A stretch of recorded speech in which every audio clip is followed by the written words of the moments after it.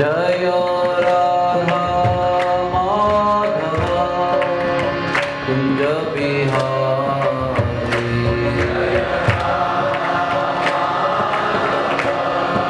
आप बजाते रहो। मुझे आपको ये बताना है कि राधा माधव जो हम गाते हैं वो वार्म अप नहीं है। It is warm up also but it is not warm up only. वो धाम में प्रवेश करने के लिए हम प्रार्थना कर रहे हैं। जय राधा माधव कुंज बिहारी गोपीजन वल्लभ गिरिवरधारी, ये संक्षिप्त धाम का वर्णन है। ठाकुर भक्ति विनोद की कृपा से प्राप्त हुआ संक्षिप्त गोलोक धाम का वर्णन है।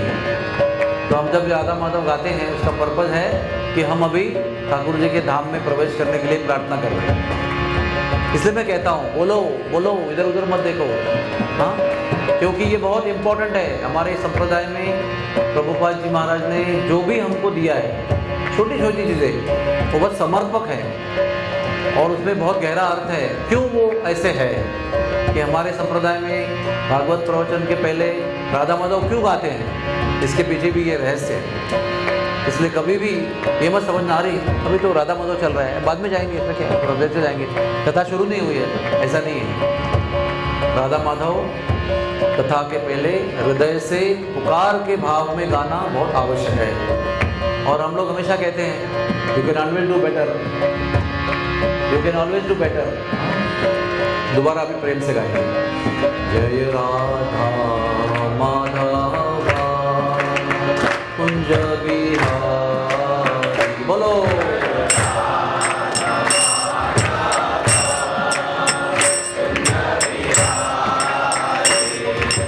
गोपी जना वल्लभ गिरिवरधारी।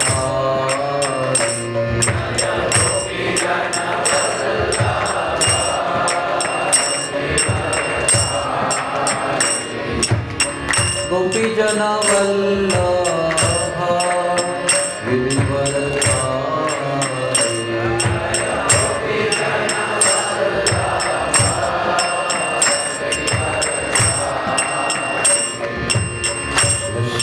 यशोदनन्दना व्रज जनरञ्जना,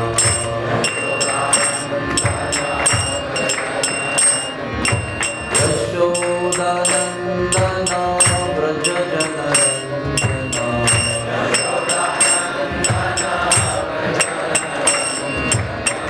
यमुना तीरा वनचारी।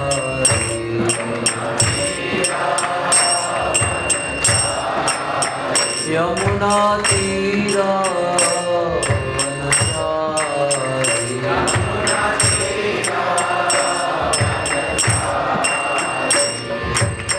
हर एक शब्द जो है वो ब्रज का है। हर एक शब्द पर चिंतन करना आवश्यक है जब हम गाते हैं।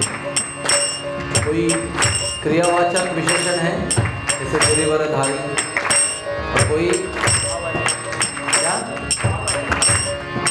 भाववाचक। यशोदानंदन ये बताता है कि वो किसके पुत्र हैं। गिरिवरधारी क्रियावाचक, व्रज जनरंजना ये भी क्रियावाचक, और जमुना तीर वनचारी, यमुना के तीर पे विहार कर रहे हैं। ये चिंतन करते हुए इसे गाएंगे तो आप वहीं पहुंच जाएंगे। हरि बोल। यमुना तीरा वनचारी,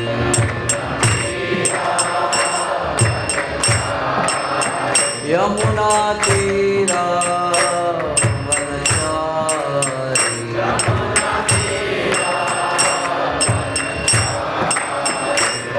जय राधा माधव कुंज बिहारी।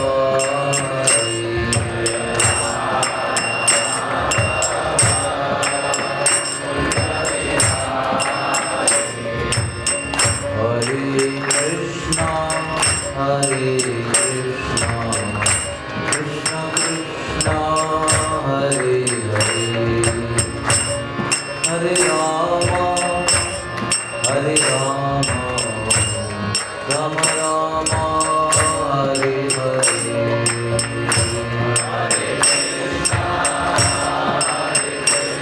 पुकारो पुकारो।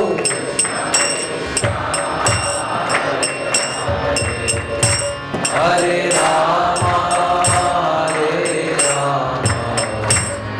राम राम हरे हरे।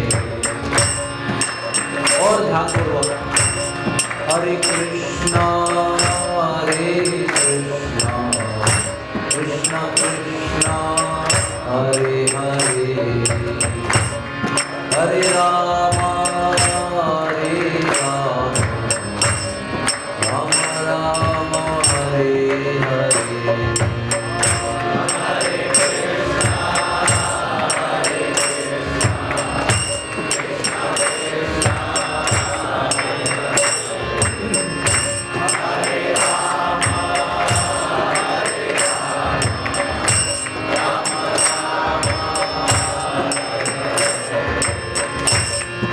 इसकी स्मृति होना जरूरी है। ये हरे राधा रानी है, हरे राधे, इसी भाव से पुकारो। हरे कृष्णा कृष्णा कृष्णा हरे हरे, हरे राम राम राम हरे हरे।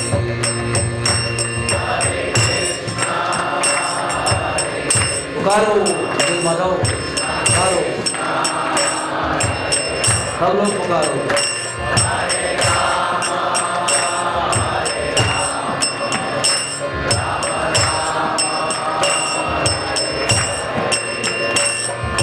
केवल पुकारो नहीं, असहाय होकर पुकारो, हृदय से पुकारो, प्रेम से पुकारो। हरे कृष्णा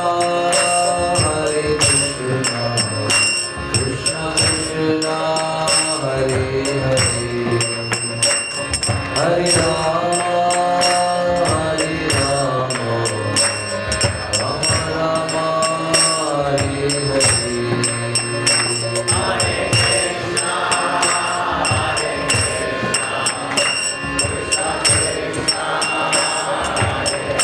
राधे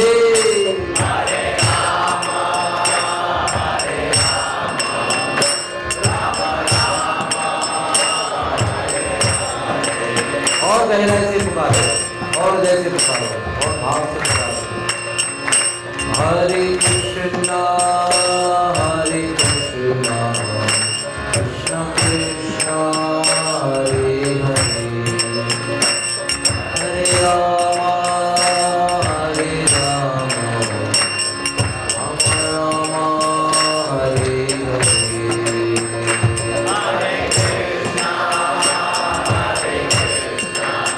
राधे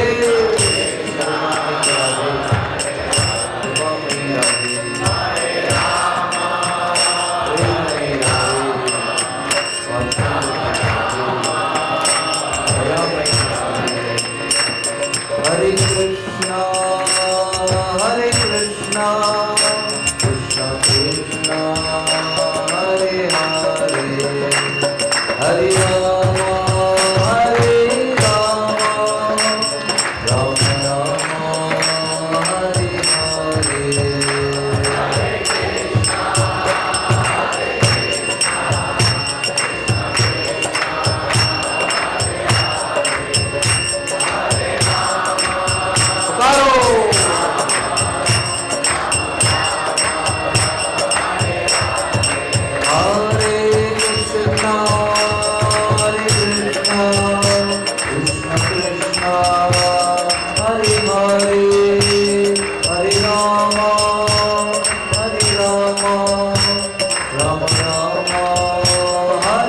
हरे।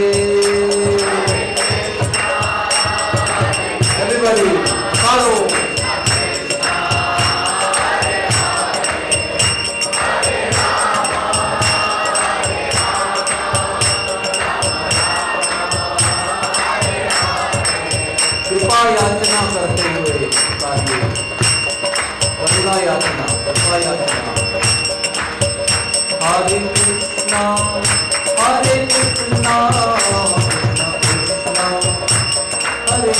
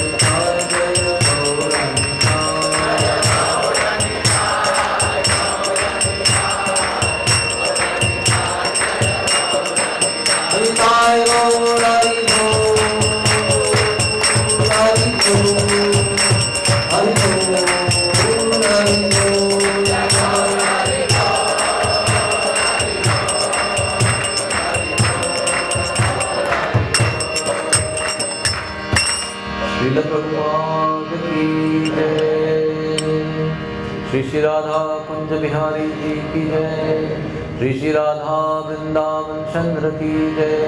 श्री बरसाना धाम की जय। श्री वृंदावन धाम की जय। श्री गोवर्धन धाम की जय। जय जय श्री राधे।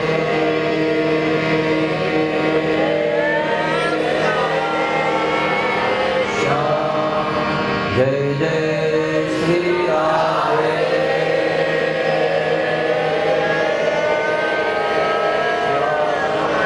जय जय श्री राधे।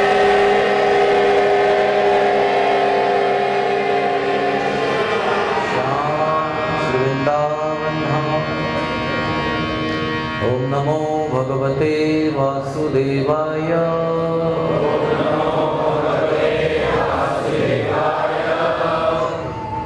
इसका भाव है कि मैं मेरा जीवन आपके चरणों में अर्पण कर रहा हूँ।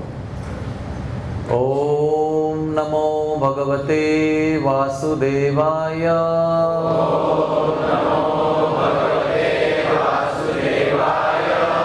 ओम नमो भगवते वासुदेवाय।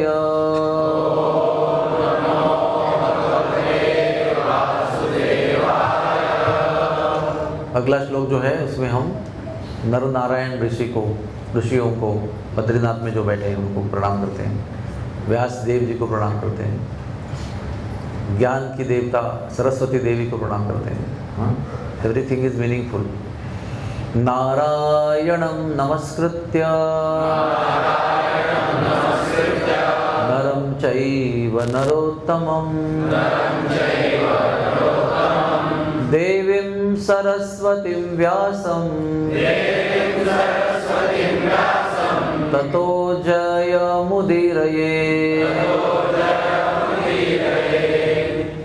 जो ये शब्द है ना, ततो जय, जय, इसको जय श्लोक भी कहते हैं, क्योंकि श्रीमद् भागवत, महाभारत, रामायण, इन ग्रंथों के कथा के आरंभ के पहले ये श्लोक कहना बहुत ज़रूरी है, क्योंकि इससे जीव को जय यानी यश प्राप्त होता है, उसके जीवन में सफलता प्राप्त होती है।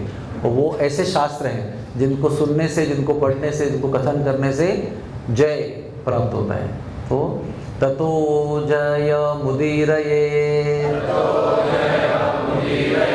नष्टप्रायेषु अभद्रेषु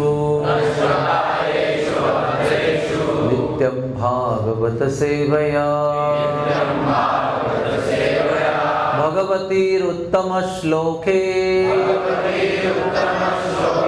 भक्तिर्भवति नैष्टिकी। श्रीमद् भागवत कथा सुनने से हृदय में भक्ति नैष्ठिकी, यानी इसको हम हिला नहीं सकते, नैष्ठिकी यानी अनशेकेबल, उस प्रकार से भक्ति हृदय में स्थित हो जाती है। जैसे भागवत के श्लोक हैं, नारायणं नमस्कृत्यं नष्टप्रायेषु भद्रेषु, और हृदय में जो भी अभद्र है वो सब समाप्त हो जाता है। तो मुझे हमेशा ये श्लोक जब कहता हूँ ना, तो मुझे वो गायनेकोलॉजी ऑब्स्टेटिक्स की याद आती है। उससे कैसे होता है, 9th मंथ में बालक जो है वो गोल गोल घूमते रहता है, फिक्स नहीं होता है। जब वो फिक्स हो जाता है नीचे, तो बाहर आने का रास्ता उसका शुरू होता है। रास्ता मतलब यानी क्रिया बाहर आने की। तो हमारी क्या समस्या है, हम भी वैसे ही है, अडलेली पैलट करेन, मुझे कळलं तुला काय, अडलेली म्हणजे डिलीवरी का टाइम हो गया लेकिन डिलीवरी नहीं हो रही है। क्यों? क्योंकि बच्चा अभी गोल गोल गोल गोल गोल गोल ही घूम रहा है। जब उसका शीश उस मार्ग में जाके फिट हो जाता है, तो फिर उसका आगे का रास्ता शुरू हो जाता है, जर्नी स्टार्ट्स। तो वैसे ही हमारे हृदय में हमारा कैसा है ना, हम सब करते हैं, जब करते हैं, साधना करते हैं, सब कुछ करते हैं, लेकिन हमारी जो है ना वो गोल गोल घूम रहे हैं। सब इधर भी देख रहे हैं माया को, इधर भी देख रहे हैं, गोल गोल घूम रहे हैं, जब भी कर रहे हैं, लेकिन फिक्स नहीं होते हैं। वो फिक्स जब तक नहीं होते ना, तब तक हमारा वास्तविक भक्ति का जीवन आरंभ नहीं होता है। तो श्रीमद् भागवत हमें वो फिक्सचर देता है, वो होता है ना ग्लू, एडेसिव, वो चाहिए ना हमको, उसके बिना हम लोग गोल गोल घूमते रहेंगे। तो वो श्रीमद् भागवत हमें फिक्सचर दे देता है, स्थिरता, नैष्ठिकी, भक्तिर भवती नैष्ठिकी। इसलिए नित्यम भागवत सेवया, रोज भागवत श्रवण करना आवश्यक क्यों है? एक श्लोक क्यों न हो, एक श्लोक में 1 घंटे का विवरण क्यों न हो, लेकिन नित्य भागवत का श्रवण करना बहुत आवश्यक है।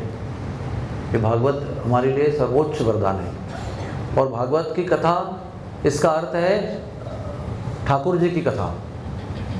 कुछ कथाएं ऐसी है जो हमारा जो भागवत ग्रंथ है उसमें भी नहीं है, लेकिन जहाँ जहाँ भगवत कथा है वो सब भागवत है। कुछ कथाएं पद्म पुराण में है, कुछ कथाएं महाभारत में, कुछ कथाएं और किसी पुराण में है। तो जहाँ भगवत चर्चा है वो सब भागवत है। श्रीमद् भागवत का एक विस्तार पूर्वक व्याख्या है। एक तो वो 18,000 श्लोक हैं जो सुखदेव जी ने परीक्षित को कहे थे, लेकिन भागवत वहाँ तक सीमित नहीं है। शिव जी ने भी पार्वती को भागवत सुनाया है, व्यासदेव ने भी अपनी पत्नी को भागवत सुनाया है। एक और विशिष्ट भागवत है जो शांडिल्य मुनि ने वज्रनाभ को सुनाया है। वज्रनाभ वो कृष्ण के प्रपौत्र हैं, जिनको परीक्षित महाराज के चक्रवर्ती सम्राट होने के समय उनको ब्रज का राजा बनाया था। जैसे प्राइम मिनिस्टर और चीफ मिनिस्टर एक स्टेट का, वैसे ब्रज भूमि का राजा वज्रनाभ को बनाया था। और वज्रनाभ ने ब्रज को बहुत संवारा है। वन, सर और विग्रह, इन 3 रूप में उनको भगवान ने आदेश दिया था कि इस 3 रूप में 3 प्रक्रिया से आप ब्रज को संवारो। तो वन यानी जहाँ पर हमने लीला की है, कृष्ण कहते हैं उनको संवारो, क्योंकि वन अभी भी ऐसे भी इसे नष्ट होते जा रहे हैं, उसमें बिल्डिंगें बन रही है, वन का जो लीला महात्म्य है वो सब नष्ट हो रहा है। तो उन्होंने कहा कि वन को संवारो। और सर यानी सरोवर, जलाशय, कुछ जलाशय पहले से बने हुए हैं, कुछ वज्रनाभ ने बनाए। जैसे मोती कुंड में भगवान ने मोती बोए और मोती उत्पन्न किए, तो वहाँ पर सरोवर नहीं था तो उन्होंने बनाया। राधा रानी ने वही मोती लेकर रत्न डबारा गांव में मोती बोए और हीरे निकाले जमीन से, तो वहाँ पर उन्होंने कुंड बनाया, रत्न कुंड। ये दोनों कुंड उन्होंने बनाए, लेकिन राधा कुंड, श्याम कुंड, विमल कुंड भगवान ने प्रकट किए थे। तो मैंने बनाए हुए कुंड को रक्षा करना और नए कुंड बनाना, और धाम की लीलाओं का जो जितनी सलियाँ हैं वो कुंडों के साथ उसका यूनियन कर देना, और हमारे प्रमुख विग्रहों को स्थापन करना। कौन से विग्रह? राधा मदन मोहन जी, राधा गोविंद जी, राधा गोपीनाथ जी, बस इतने ही हैं? नहीं, वज्रनाभ ने बहुत सारे बनाए हैं। दाऊ जी जो है ना, दक्षिण कमल की पंखुड़ी ब्रज के दक्षिण में सबसे, वहाँ पर दाऊ जी की 6 फुट 6 फुट की मूर्ति है। पेठा गांव में चतुर्भुज नारायण की मूर्ति है, जहाँ भगवान कृष्ण ने नारायण का रूप धारण किया गोपियों को थोड़ा सा बहकाने के लिए, वही उन्होंने बनाई थी। रेवती बलराम जी की मूर्ति जो ऊंचे गांव में है, वो भी वज्रनाभ ने बनाई थी। संकर्षण कुंड में जो मूर्ति है गोवर्धन परिक्रमा में, वो 4.5 फुट की मूर्ति भी वज्रनाभ ने बनाई है। ऐसे वो गरुड़ गोविंद की मूर्ति छठीकरा में जो है वो भी वज्रनाभ ने बनाई है। ऐसे प्राचीन प्राचीन जो लीला स्थलियाँ हैं, सारी प्राचीन काले पत्थर में बनाई हुई मूर्ति जो है अष्टधातु की, वो सब वज्रनाभ ने बनवाई है। और इस प्रकार से वज्रनाभ ने ब्रज को, आज हमें जो ब्रज दिखाई पड़ता है उसमें उनका बहुत बड़ा सहयोग है, क्योंकि पहले ब्रज के जो संवारने वाले हैं वो वज्रनाभ है। ब्रज भूमि जहाँ पर भगवान ने लीलाएं की, अपनी दिव्य लीलाओं को संपन्न किया, प्रकट किया, गोलोक धाम को लीला के माध्यम से प्रकट किया, उसको सबसे पहले वज्रनाभ ने संवारा है। उसके बाद हमारे 6 गोस्वामी, उन्होंने दक्षिण ब्रज को संवारा, और नारद मुनि के अवतार नारायण भट्ट गोस्वामी, उन्होंने उत्तर ब्रज को संवारा। वो नारायण भट्ट गोस्वामी का ऊंचे गांव में जन्म हुआ था। तो ऊंचा गांव ये ब्रज के उत्तर दिशा में आता है, गोवर्धन के उस तरफ उत्तर दिशा में। तो बसाना, नंदगांव, काम्यवन और वहाँ की सारी जो स्थलियाँ हैं वो नारायण भट्ट गोस्वामी ने संवारा है। तो ऐसे भगवान की इच्छा से ब्रजभूमि प्रकट होती है, फिर अप्रकट होती है, फिर कोई संत को भगवान भेजते हैं, फिर प्रकट करते हैं, फिर वो कुछ समय अप्रकट हो जाती है। जैसे ठाकुर भक्ति विनोद जब थे तो पूरा अंतर्द्वीप नष्ट हो चुका था, लुप्त हो चुका था। फिर उन्होंने अपने प्रयास से उसको दोबारा प्रकट किया। अगर उन्होंने वो प्रयास रिसर्च नहीं किया होता तो हमारे लिए अंतर्द्वीप था ही नहीं। Is no Antardwip, is no birth place of Chaitanya Mahaprabhu. तो उनको रेसिडेंट साधु शांडिल्य मुनि नंदगांव बरसाने के, उन्होंने वज्रनाभ को भागवत सुनाया है। उसको विशेष रूप से ब्रज भागवत कहते हैं। कुछ कुछ ऐसी बातें हैं जो इस भागवत में नहीं है, उस भागवत में है। उसको कहते हैं ब्रजवासी पंच, यानी कुछ कुछ ऐसी चीज़ें होती है ना जो ब्रजवासी उसका परपोर्ट देते हैं तो वो उसी से देते हैं। बहुत सुंदर है। जैसे मैं आपको एक सुना देता हूँ, हाँ ठीक है। ब्रजवासी पंच, जैसे भगवान ने गिरिराज को उठाया ना, तो आप सब जानते हैं भगवान ने गिरिराज को उठाया, लेकिन त्रेता युग में एक लीला हुई थी गोवर्धन के विषय में। वो ये है कि प्रभु रामचंद्र सेतु बांध रहे हैं और सभी पर्वतों की आवश्यकता है उसमें। समय बहुत कम है, क्योंकि उसने सीता देवी ने टाइम बाउंड दिया है, टाइम लिमिट, कि 1 महीने के अंदर आप नहीं आते हो भी तो मैं आपको जीवित नहीं मिलूंगी। तो ऐसा नहीं कि आपको आराम से ब्रिज बनाना है, बहुत बढ़िया डेकोरेशन करना है, उसको नहीं, जल्दी जल्दी बनाना है, बस चलने लायक बनाना है। तो हनुमान जी को ऐसा आज्ञा दिया था कि आप बड़े से बड़े चट्टान जितने हैं ना उतने लेके आओ, ताकि थोड़े थोड़े पत्थर में क्या होगा, टाइम लगेगा। तो हनुमान जी सब हिमालय से ही कन्याकुमारी सब जगह उड़ रहे हैं और बड़े बड़े पर्वतों को उठा उठा कर ले आ रहे हैं। कभी 7 कोस की जगह, अभी ये ब्रजवासी पंच शुरू होता है, इसके 7 कोस की जगह बाकी है उसमें सेतु में, हाँ। और गोवर्धन भी उस समय 7 कोस के थे। तो हनुमान जी ने देखा, अरे ये बहुत बढ़िया पर्वत है, एक ही पर्वत में आखिरी काम हो जाएगा, छोटे मोटे पर्वत की जरूरत क्या है। तो उन्होंने आए वो और उसको हिलाने की कोशिश की, लेकिन वो हिल नहीं पाए। हनुमान जी बहुत बलशाली हैं, महाबलशाली हनुमान। एक हाथ से देखा तो नहीं, दोनों हाथ से लगाए, फिर पूरा जोर लगा के, पूरा शक्ति लगा के, फिर भी टस से मस नहीं हुए गोवर्धन। देखो आप हनुमान जी के सामने गोवर्धन की क्या स्थिति है। तो फिर हनुमान जी ने दंडवत प्रणाम किया, तब उनको समझ में आया कि साधारण पर्वत नहीं है, दिव्य विभूति है। प्रणाम किया और पूछा, आपका परिचय क्या है। तो गोवर्धन ने कहा, आपने कुछ बिना बोले मुझे उठाने का प्रयास किया, पहले पूछते तो पहले बताता मैं, आप क्यों उठा रहे हैं मुझे। तो उन्होंने संक्षेप में रामायण सुनाया उनको। तो वो गोवर्धन पर्वत जो है वो इतने भारी, जो हनुमान से भी टस से मस नहीं हुए, वो रुई की तरह हल्के हुए। तो तुरंत हनुमान ने जब उनको उठाया, आकाश में चले गए। उस समय आकाशवाणी हुई कि बस अभी पर्वत मत लेके आओ, अभी फुल हो गया उधर। तो नीचे रख दिया उनको वापस एक बार, है ना। तो गोवर्धन जी इतना रोए, इतना रोए, इतना रोए, क्योंकि वो पता है कब आए ब्रज में, वो तो सत्ययुग में आए। पुलत्स्य मुनि ने उनको वहाँ पर आके ट्रांसफर किया था, वो आगे नहीं गए, उधर रुक गए, शाप प्राप्त किया। तो हृदय में, कि मैंने लेटेस्ट पढ़ा, हृदय में हनुमान जी ने प्रभु रामचंद्र से बात की। जैसे हम लोग मोबाइल से बात करते ना, इंग्लैंड अमेरिका में सीधे यहाँ से स्ट्रेट डायरेक्ट बात की। कि मैंने आपके किसी भक्त को मैं मिला यहाँ पर, उसका रुदन, उसका रोना देखकर मैं हैरान हो गया हूँ। ऐसी भक्ति, ऐसा प्रेम आपके प्रति, कौन है ये? तो ये मेरा परम भक्त है, मेरे प्रतीक्षा में बैठा है कई युगों से। तो वे बहुत रो रहे हैं क्योंकि उनको सेवा भी प्रतीक्षा के बाद मिलने ही वाली थी, लेकिन वो भी छिन गई। तो बहुत रो रहे, वो विरह में रो रहे हैं। तो क्या बोलूँ उनको? प्रभु ने कहा कि 2 ऑप्शन है उनके लिए। अभी आओगे तो कहीं ना कहीं उनको मैं सेतु में फिट कर दूंगा और मेरे चरण स्पर्श प्राप्त होंगे और मैं लंका चला जाऊंगा, लेकिन वापसी में मैंने रिटर्न टिकट पुष्पक विमान में किया है मैंने, है ना। अभी मैं पैदल जा रहा हूँ, वापसी में पुष्पक विमान से जाऊंगा। तो कुछ समय के लिए चरण स्पर्श प्राप्त होगा और फिर नहीं होगा कुछ। Option number 1। ऑप्शन नंबर 2, रुकोगे, अगले अवतार में आऊँगा और आपके ही इर्द गिर्द, आपके ही सानिध्य में मैं मेरी अंतरंग उत्कट लीलाओं को प्रस्तुत करूँगा। तो बहुत समय के लिए आपको, कम से कम अभी उस समय भगवान ने ब्रज में 11 साल 52 दिन लीला की, ब्रज लीला। तो एक क्षण का चरण स्पर्श, 11 साल 52 दिन की सानिध्य और चरण स्पर्श, हस्त स्पर्श, निद्रा, गुफाओं में शयन, गुफाओं में एकांत, हर प्रकार की लीलाओं का दर्शन होगा, सानिध्य होगा, सेवा होगी। तो ऑप्शन नंबर 2 आप चुनो। तो गोवर्धन ने विचार किया, ऑप्शन नंबर 2 उन्होंने स्वीकार किया। प्रतीक्षा भले ठीक करनी पड़ेगी, लेकिन ऑप्शन नंबर 2 अच्छा है। तो फिर उन्होंने, हनुमान जी ने जब उनको ये मैसेज सुनाया तो हनुमान जी ने कहा, उन्होंने कहा कि मैं दूसरा पर्याय चुनूंगा, लेकिन दूसरा पर्याय के लिए मुझे बहुत और प्रतीक्षा करनी पड़ेगी।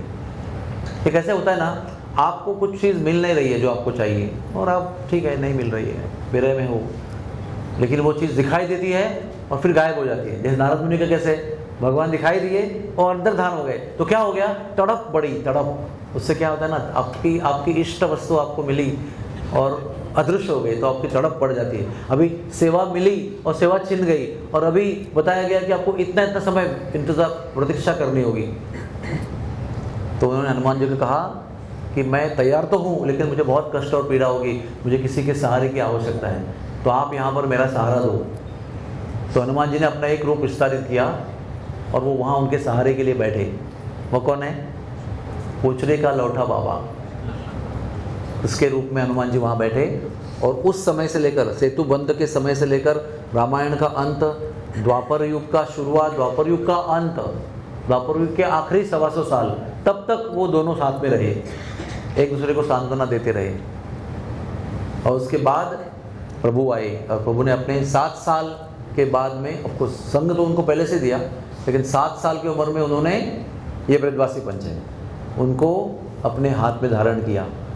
7 कोस का गोवर्धन पर्वत, 7 कोस की गैप भरने में जिनको मौका नहीं मिला, उनको भगवान ने 7 दिन 7 रात अपने शीश पे छत्र के रूप में धारण किया। तो ऐसी सब बातें ब्रज भागवत में बताई गई है, पंच, ये सब ब्रजवासी बताते हैं। ये सब कैसा है ना, एक भागवत शास्त्र जो है वो ब्रजवासियों के हृदय में होता है। एक हमारे सुखदेव जी ने कहा है, वो हमारे ग्रंथ में उपलब्ध है। और एक शास्त्र हमारे जो आचार्य हैं, जैसे सुखदेव जी, रूप गोस्वामी, बिलोमंगल ठाकुर, हाँ, कृष्णदास कविराज, जयदेव गोस्वामी, फिर हमारे संप्रदाय के बाहर सूरदास जी और सारे संत जो हैं, उनके हृदय में भी भागवत होता है। कैसे? उनको साक्षात दर्शन होते हैं लीलाओं के, प्रत्यक्ष। अभी ब्रज में कौन सी लीला हो रही है, तो वो जो परम सिद्ध भक्त हैं उनको दर्शन होते हैं और वो उन पर गीत लिखते हैं, उसको रसिया कहते हैं, वो भी भागवत है। अभी मान लीला जैसी लीलाओं का वर्णन भागवत में नहीं है, क्योंकि मान लीला का वर्णन का क्या कहें, अगर राधा ये नाम भी अगर उच्चारण करते सुखदेव जी, तो शाण मासिनी मूर्छा, 6 महीने मूर्छा उनको हो सकती थी। ये सुखदेव जी को पता था और सुखदेव जी के विषय में सबको पता था। परीक्षित महाराज को भी इस बारे में जानकारी थी। तो जब ये बात तय हुई कि अभी सुखदेव जी कथा करेंगे, आ गए, मैं भी आ गया, सब आ गए, और संतों ने तय किया कि आप व्यासासन में बैठेंगे। और आप कथा करेंगे, हम सुनेंगे। पिताजी भी बैठे हैं, पिताजी के गुरुजी भी बैठे हैं, नारद मुनि भी बैठे हुए हैं, पिताजी भी बैठे हैं जिनसे भागवत दो बार सुना, एक बार सीखा, वो भी बैठे हुए हैं। ऐसे बड़े बड़े बुजुर्ग संतों के बीच में तय हुआ कि ये बैठेंगे और कथा करेंगे। तो परीक्षित महाराज ने क्या किया, बहुत सारे वाद्य लाए। वो गणपति में बजते ना, एक ताशा बजता है, एक ढोल बजता है, तो एक नगड़ा होता है, बहुत सारे अलग भेरी, दुंदुभी, ऐसे बहुत सारे वाद्य लेके आए और बजाने वालों को बिठाया। उन्होंने कहा जब मैं इशारा करूँगा ना तुरंत बजाना है। क्यों?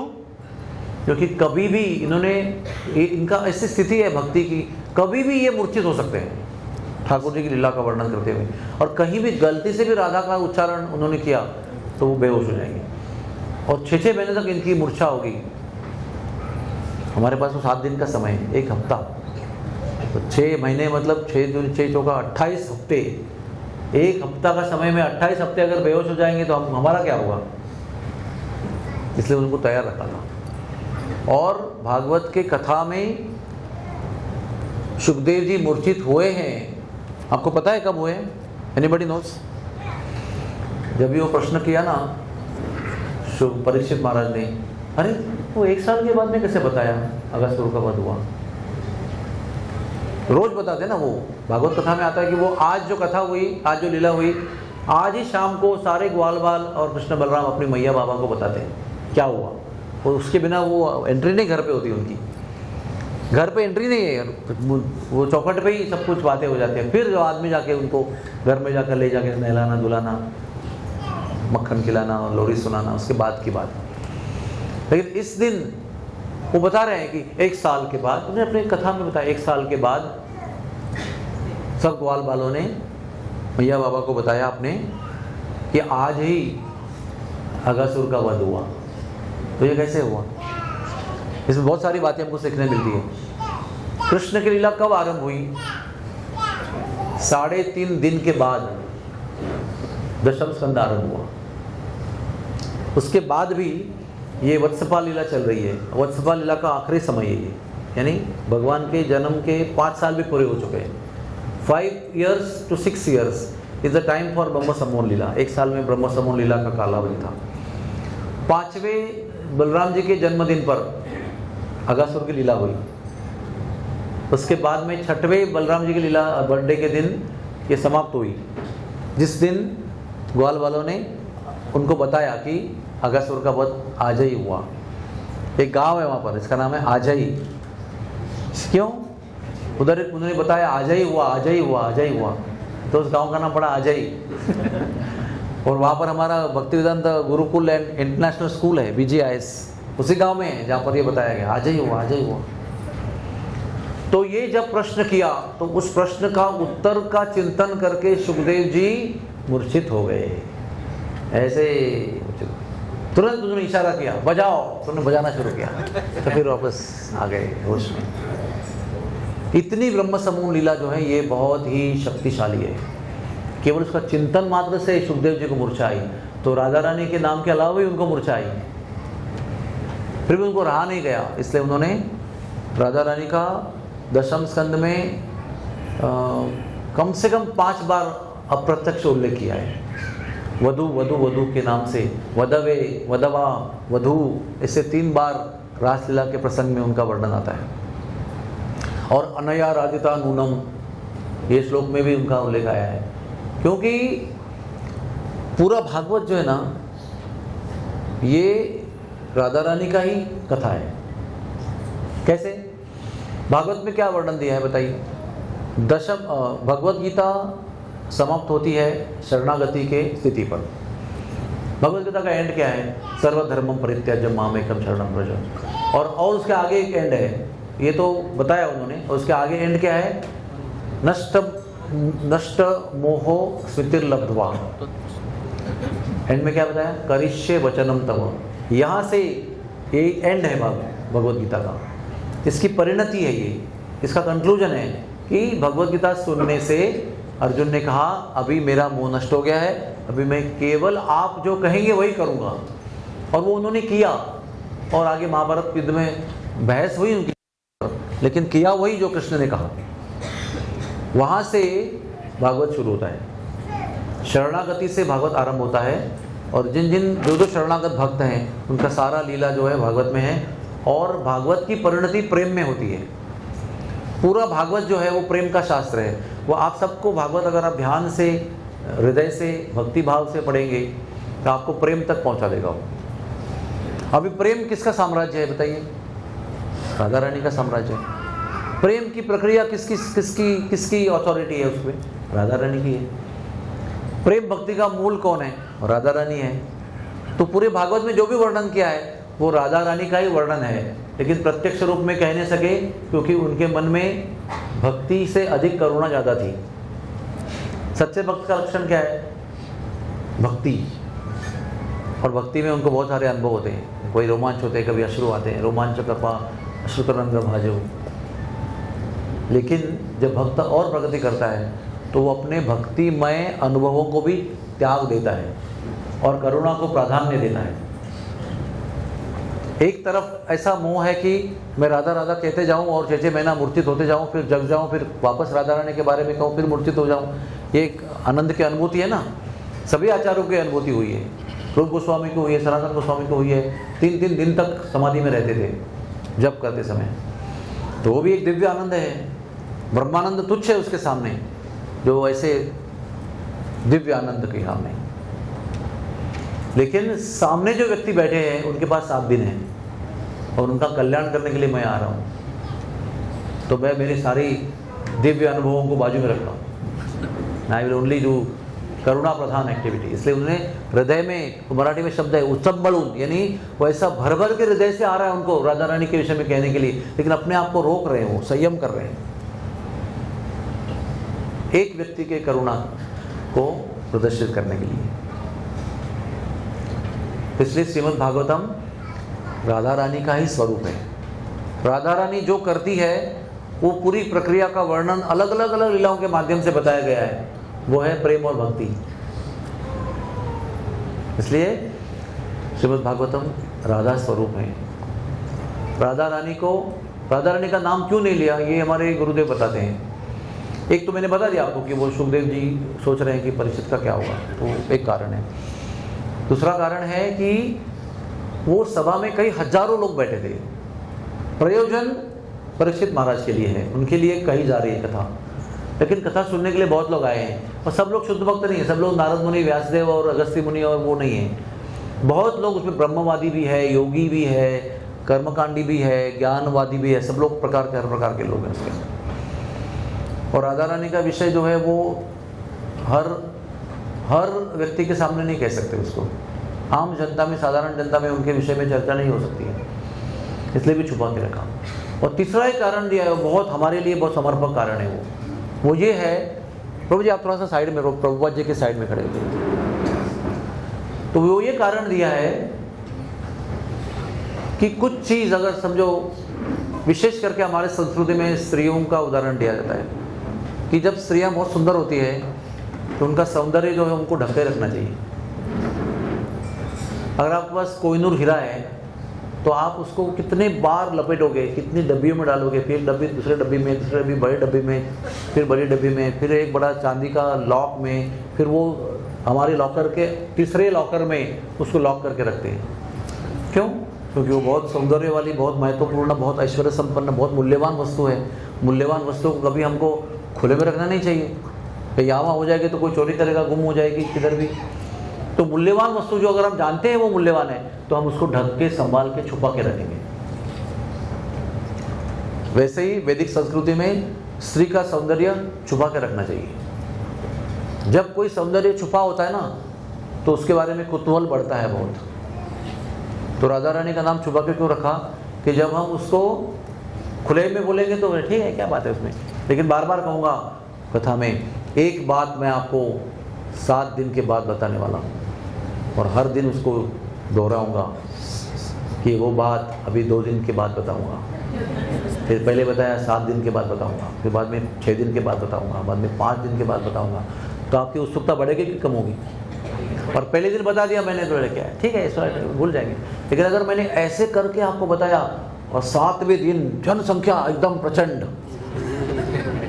प्रभु जी आप बताने वाले ना, हम लोग उसके लिए आए हैं। आपने बताया था कि आज बताएंगे, संडे के दिन बताएंगे, तो सब लोग कथा में वेट कर रहे हैं। अभी कोई 1 घंटा कथा हो गई फिर भी नहीं बता रहे हैं। फिर कथा के एंड में बताया। अब मैं आपको वो बात बताने जा रहा हूँ, वो मैंने बताई कि जीवन का लक्ष्य है भगवान की प्रेम की प्राप्ति, और वो हरे कृष्ण महामंत्र के माध्यम से आप कर सकते हो। तो आप उसको कैसे ग्रहण करेंगे? तो अगर कुछ चीज़ छुपाई जाती है तो आप उसके लिए उत्कंठा उत्कंठा उत्कंठा बढ़ती जाएगी, और किसी भी चीज़ का जो लाभ है ना, वो उत्कंठा के माध्यम से ही प्राप्त होता है। यानी आपकी जो आशा है, आपकी जो अभिलाषा है, वो कंठ तक आ गए ना, उत्कंठा कहते हैं उसको। इसके बाद रुक नहीं सकती हो। उत्कंठा जब उत्पन्न होती है, लालायित होते हैं, लौल्यम, प्रभु गोस्वामी बताते हैं कि लौल्यम हमारी कीमत है, मूल्य है हमारा, ये सब प्राप्त करने के लिए। तो लौल्य उत्पन्न करने के लिए उन्होंने ये सब छुपा के रखा, किधर भी डिस्क्लोज नहीं किया। लेकिन आचार्य बता, देखो यहाँ पर बताया वधु, राधा रानी का उल्लेख है, ये देखो यहाँ पर वधवा, ये राधा रानी के उल्लेख है, ये देखियो अनया राधिका मूलम, वो जो वो गोपी थी, वो गोपी इतनी प्रिय है, उसके पीछे हमको सबको छोड़ के चले गए हैं, उसका नाम नहीं लिया है, वो गोपी जो सबके सबसे अधिक प्रिय है, इसलिए हमको छोड़कर उसको साथ लेके चले गए। तो हमें पता उत्सुकता होती है, कौन है वो गोपी, क्या नाम है उसका, क्या उसका रहस्य है, क्या उसकी लीला है, क्या उसका व्यक्तिमत्व है। इसलिए जैसे हमारे दूध में घी होता है क्या, देखो सब माता जी ना बोल रही है, लेकिन उत्तर हाँ है उसका। घी दूध में ही है, मक्खन दूध में है, मक्खन भी दूध में है। लेकिन आप बोलेंगे दूध को मक्खन दो तो निकलेगा क्या मक्खन? नहीं होता। तो उसके लिए प्रक्रिया है, उसको आप पहले गरम करो, पहले मंथन नहीं, पहले गरम। पहले दूध को अधोटा, वो हमारे ब्रज की भाषा में कहते हैं अधोटा दूध। अधोटा दूध का मतलब है कि x दूध होगा तो उसको हाफ x बनाना है, 500 ml होगा तो उसको 250 ml बनाना है। ब्रज के स्टाइल में बनाना, आपको इच्छा है। 250 किया, फिर वो अधोटा दूध जो है वो मराठी में क्या बोलते हैं, आटवून है ना, तो उसको वो मटके में रखना है, मट्टी के, फिर वो ठंडा हो जाएगा। फिर गुनगुना जब हो जाएगा तो उसमें चुल्लू पर छाछ डालना है या तो दही डालना है, फिर वो इंक्यूबेट हो जाएगा। फिर उसका क्या होगा, दही। और वो क्योंकि वो अधोटा गर्म करके रखा है, उसको मलाई भी आएगी बहुत सुंदर। उसमें आप अपना वो डालेंगे, क्या जामन कहते हैं उसको, हाँ, फर्मेंटेड जो दही होता है। फिर वो ओवरनाइट रखेंगे, फिर उसका दही बनेगा। फिर आप अपने पास जो मलाई इकट्ठा करके रखी है वो डालेंगे उसके अंदर, और फिर उसका मंथन करेंगे। मंथन कैसे करेंगे, 2 तरफा करेंगे, मशीन से ट्र, लस्सी वाला कैसे करता है, एक ही तरफ होता है वो नहीं, 2 तरफ घर्षण वाला। उसमें वो दिव्य शक्ति आती है, जब आप ऐसे घुमाते हो, फिर ऐसे घुमाते हो, फिर ऐसे घुमाते हो, ऐसे घुमाते हो, और फिर धीरे धीरे धीरे अंदर छुपा हुआ मक्खन जो है वो ऊपर आ जाता है। स्टार्ट्स फ्लोटिंग, वो तैरने लगता है। फिर जैसे पहले दर्शन देता है, आपको निकालने की कोशिश नहीं करना चाहिए, आपको मंथन करते रहना चाहिए, क्योंकि उसको भी एक साथ में आना ज़रूरी है। फिर और मंथन करते करते फिर सब इकट्ठा हो जाएगा, फिर पूरा आके तैरने लगेगा। फिर आपको एक बताता हूँ सीक्रेट क्या है उसका। आपको फिर गेहूं का आटा मलना है, उसका गूंथना है, आटा बनाना है, हाथ में तेल लगाकर गूंथना है, और फिर वो जो हाथ है ना, जिसको हल्का हल्का तेल लगा हुआ है, उसमें से आप जब घी निकालेंगे तो आपके हाथ को मक्खन नहीं चिपकेगा, सीधे पॉट में गिर जाएगा। ये सब मैं क्यों बता रहा हूँ, ये मैं 25 साल तक बचपन में किया है, रोज, एवरी सिंगल डे। हमारे घर में 10 लोग थे और 4 लीटर दूध आता था, उसका रोज मैं मंथन किया करता था। सो वो आप निकालेंगे, फिर उसको आपको उबालना है। फिर उबालने की प्रक्रिया में सारा जो उसमें तथाकथित दोष होता है, जो भी कुछ है, वो मडी के रूप में बाजू में आ जाता है, और फिर वो क्लैरिफाई हो जाता है, बाकी सब नीचे बैठ जाता है। फिर वो golden yellow fine liquid is called ghee, घृत का निर्माण होता है ना। तो ये सब दूध में था ना। वैसे ही श्रीमद् भागवत दूध है। जब आचार्यों की कृपा से हम उसको श्रवण करते हैं और साथ में साधना का मंथन करते हैं, तो उस दूध में से फिर ये मक्खन और उसमें घी प्रकट हो जाता है। उसी तरह से श्रीमद् भागवत में भी आपको राधा रानी का दर्शन होगा। ये सब क्यों कह रहे हैं हम, कैसे कह सकते हैं, ये सब आचार्यों की कृपा है, ये वही समझाते हैं इस प्रकार से। हर चीज़, जैसे मैंने कल भी कहा था, हर चीज़ में एक पारलौकिक स्तर होता है और एक लौकिक स्तर होता है। श्रीमद् भागवत आप सुन रहे हैं, यहाँ प्रहलाद जी आए, उनको हिरण्यकशिपु ने त्रास दिया, बहुत कष्ट दिया, फिर नरसिंह भगवान आए, मार दिया। ये एक लेवल पे है, लेकिन आचार्य समझाते हैं, उसका पूरा निचोड़ निकालते हैं, पूरा प्रहलाद के व्यक्तित्व का, नरसिंह भगवान के दया का, नरसिंह भगवान के अलौकिक स्वरूप का, उनके युद्ध का, उसके बाद कैसे ब्रह्मा जी का सारे वरदानों का आदर रखते हुए कैसे, ये सारा रहस्य हमको आचार्य समझाते हैं। प्रहलाद के व्यक्तित्व, प्रहलाद कैसे महाजन है, 12 महाजनों में से। आमतौर पे जब हम सुनते हैं ना कथा, तो हम प्रहलाद को एक बालक में समझते हैं, अरे प्रहलाद, बालक प्रहलाद ऐसे कहते हैं, लेकिन बाद में पता चलता है वो भक्त प्रहलाद नहीं है, वो प्रहलाद महाराज है। पहले हम लोग नरसिंह भगवान की जय, भक्त प्रहलाद की जय करते थे। मैंने कुछ समय बाद भक्त प्रहलाद कहना छोड़ दिया, प्रहलाद महाराज की जय ही करना चाहिए। हम कौन होते उनके सामने? हमारे मंदिर में भक्त किसको कहते हैं? भक्त प्रमोद, भक्त संतोष, जो अभी भी आए हैं उनको भक्त कहते हैं, है ना। और उसके बाद में फिर वो दीक्षा लेके दास बन जाते हैं, फिर दास के बाद प्रभु बन जाते हैं, फिर वो आगे उनका प्रगति होती। तो अगर हम हमारे मंदिर में नए नए आए भक्तों को भक्त कहते हैं, तो प्रहलाद को भक्त कैसे कह सकते हैं? वो तो महाजन है। तो you to call him always Prahlad Maharaj only. तो ये एक स्तर पे भागवत सुनाई दे रहा है, और आचार्य की कृपा से उनके अंदर जो मक्खन है वो निकाला जा रहा है। इसलिए आचार्य बहुत जरूरी है। शास्त्र तो मार्केट में बहुत अवेलेबल है, मेडिकल में भी सर्जरी, गायनेकोलॉजी, ऑब्स्टेट्रिक्स, मेडिसिन, सब किताब में मार्केट में अवेलेबल है। वो पढ़ के आप डॉक्टर बन सकते हैं क्या? नहीं बन सकते। आपको वो कॉलेज में पढ़ना पड़ेगा। जो डॉक्टर ऑलरेडी बुजुर्ग हैं, उसमें अनुभव ही है, उनके द्वारा ये सुनना पड़ेगा, सीखना पड़ेगा, देखना पड़ेगा, उनका अनुभव लेना पड़ेगा, तब आपको एग्ज़ाम देना पड़ेगा, फिर उसके बाद आप डॉक्टर बन सकते हैं। फिर आप वो ही कर सकते हैं जो किताब में दिया है। मार्केट में किताब खरीद के कोई डॉक्टर नहीं बन सकता है। ऐसे मार्केट में केवल किताब खरीद के कोई भक्त नहीं बन सकता है। रसिक भक्तों का, प्रामाणिक भक्तों का, शिक्षा गुरुओं का आश्रय, मार्गदर्शन कदम कदम पे, पद पद पर होना जरूरी है, तब जाकर उसका जो सार है वो हमको प्राप्त होगा। तो ऐसे ही श्रीमद् भागवत का सार जो है वो राधा रानी है। तो वो राधा रानी नित्य विहार करती है ब्रज में। मैंने एक बार दोबारा दोहराऊंगा कि यहाँ पर जन्म हो रहा है, और वहाँ नारद मुनि को वहीं से जन्म स्थान से कुसुम सरोवर भेजा, तो वहाँ पर ऑलरेडी अष्टसखियों की लीला चल रही है, अंतरंग लीला चल रही है। अरे जन्म तो अभी नहीं, जन्म तो एक निमित्त है, नैमित्तिक लीला है। वो नित्य लीला ब्रज में कॉन्स्टेंटली चल रही है। चाहे वो सत्ययुग का समय हो, जब गोवर्धन को वहाँ से वहाँ लाया गया था, तब भी ब्रज भूमि में नित्य लीला चल रही है। जब राम प्रभु आकर लीला कर रहे हैं अयोध्या में, तभी भी ब्रज में लीला चल रही है। हर युग में, हर क्षण ब्रज में नित्य लीला चलती रहती है। उसी प्रकार से राधा रानी और कृष्ण आकर जो लीला करते हैं उसको नैमित्तिक लीला कहते हैं। वो कुछ समय के लिए हैं, उसमें आपको दिखता है कि आए, और उसमें दिखता है कि गए भी। वो आना और जाना दोनों उसमें, आविर्भाव और जाना भी उसमें सम्मिलित है। लेकिन उसके पीछे, उस पर्दे के पीछे, उस सामने वाले सीन के पीछे नित्य लीला चलती रहती है। और नित्य लीला का स्वरूप कैसा है कि समझो गोवर्धन में भगवान ने गोवर्धन उठाया है, तो भगवान निरंतर गोवर्धन उठा रहे हैं। गोवर्धन में अगर कोई चटपटी लीला हुई है, रास्ता रोकने की, मटका फोड़ने की, वो भी वहाँ निरंतर हो रही है। एक ही साथ में सारी लीला उस स्थान की निरंतर रूप में विविधता के साथ हो रही है। No monotonous repetition. वही लीला उसी स्थान पर निरंतर होती रहती है।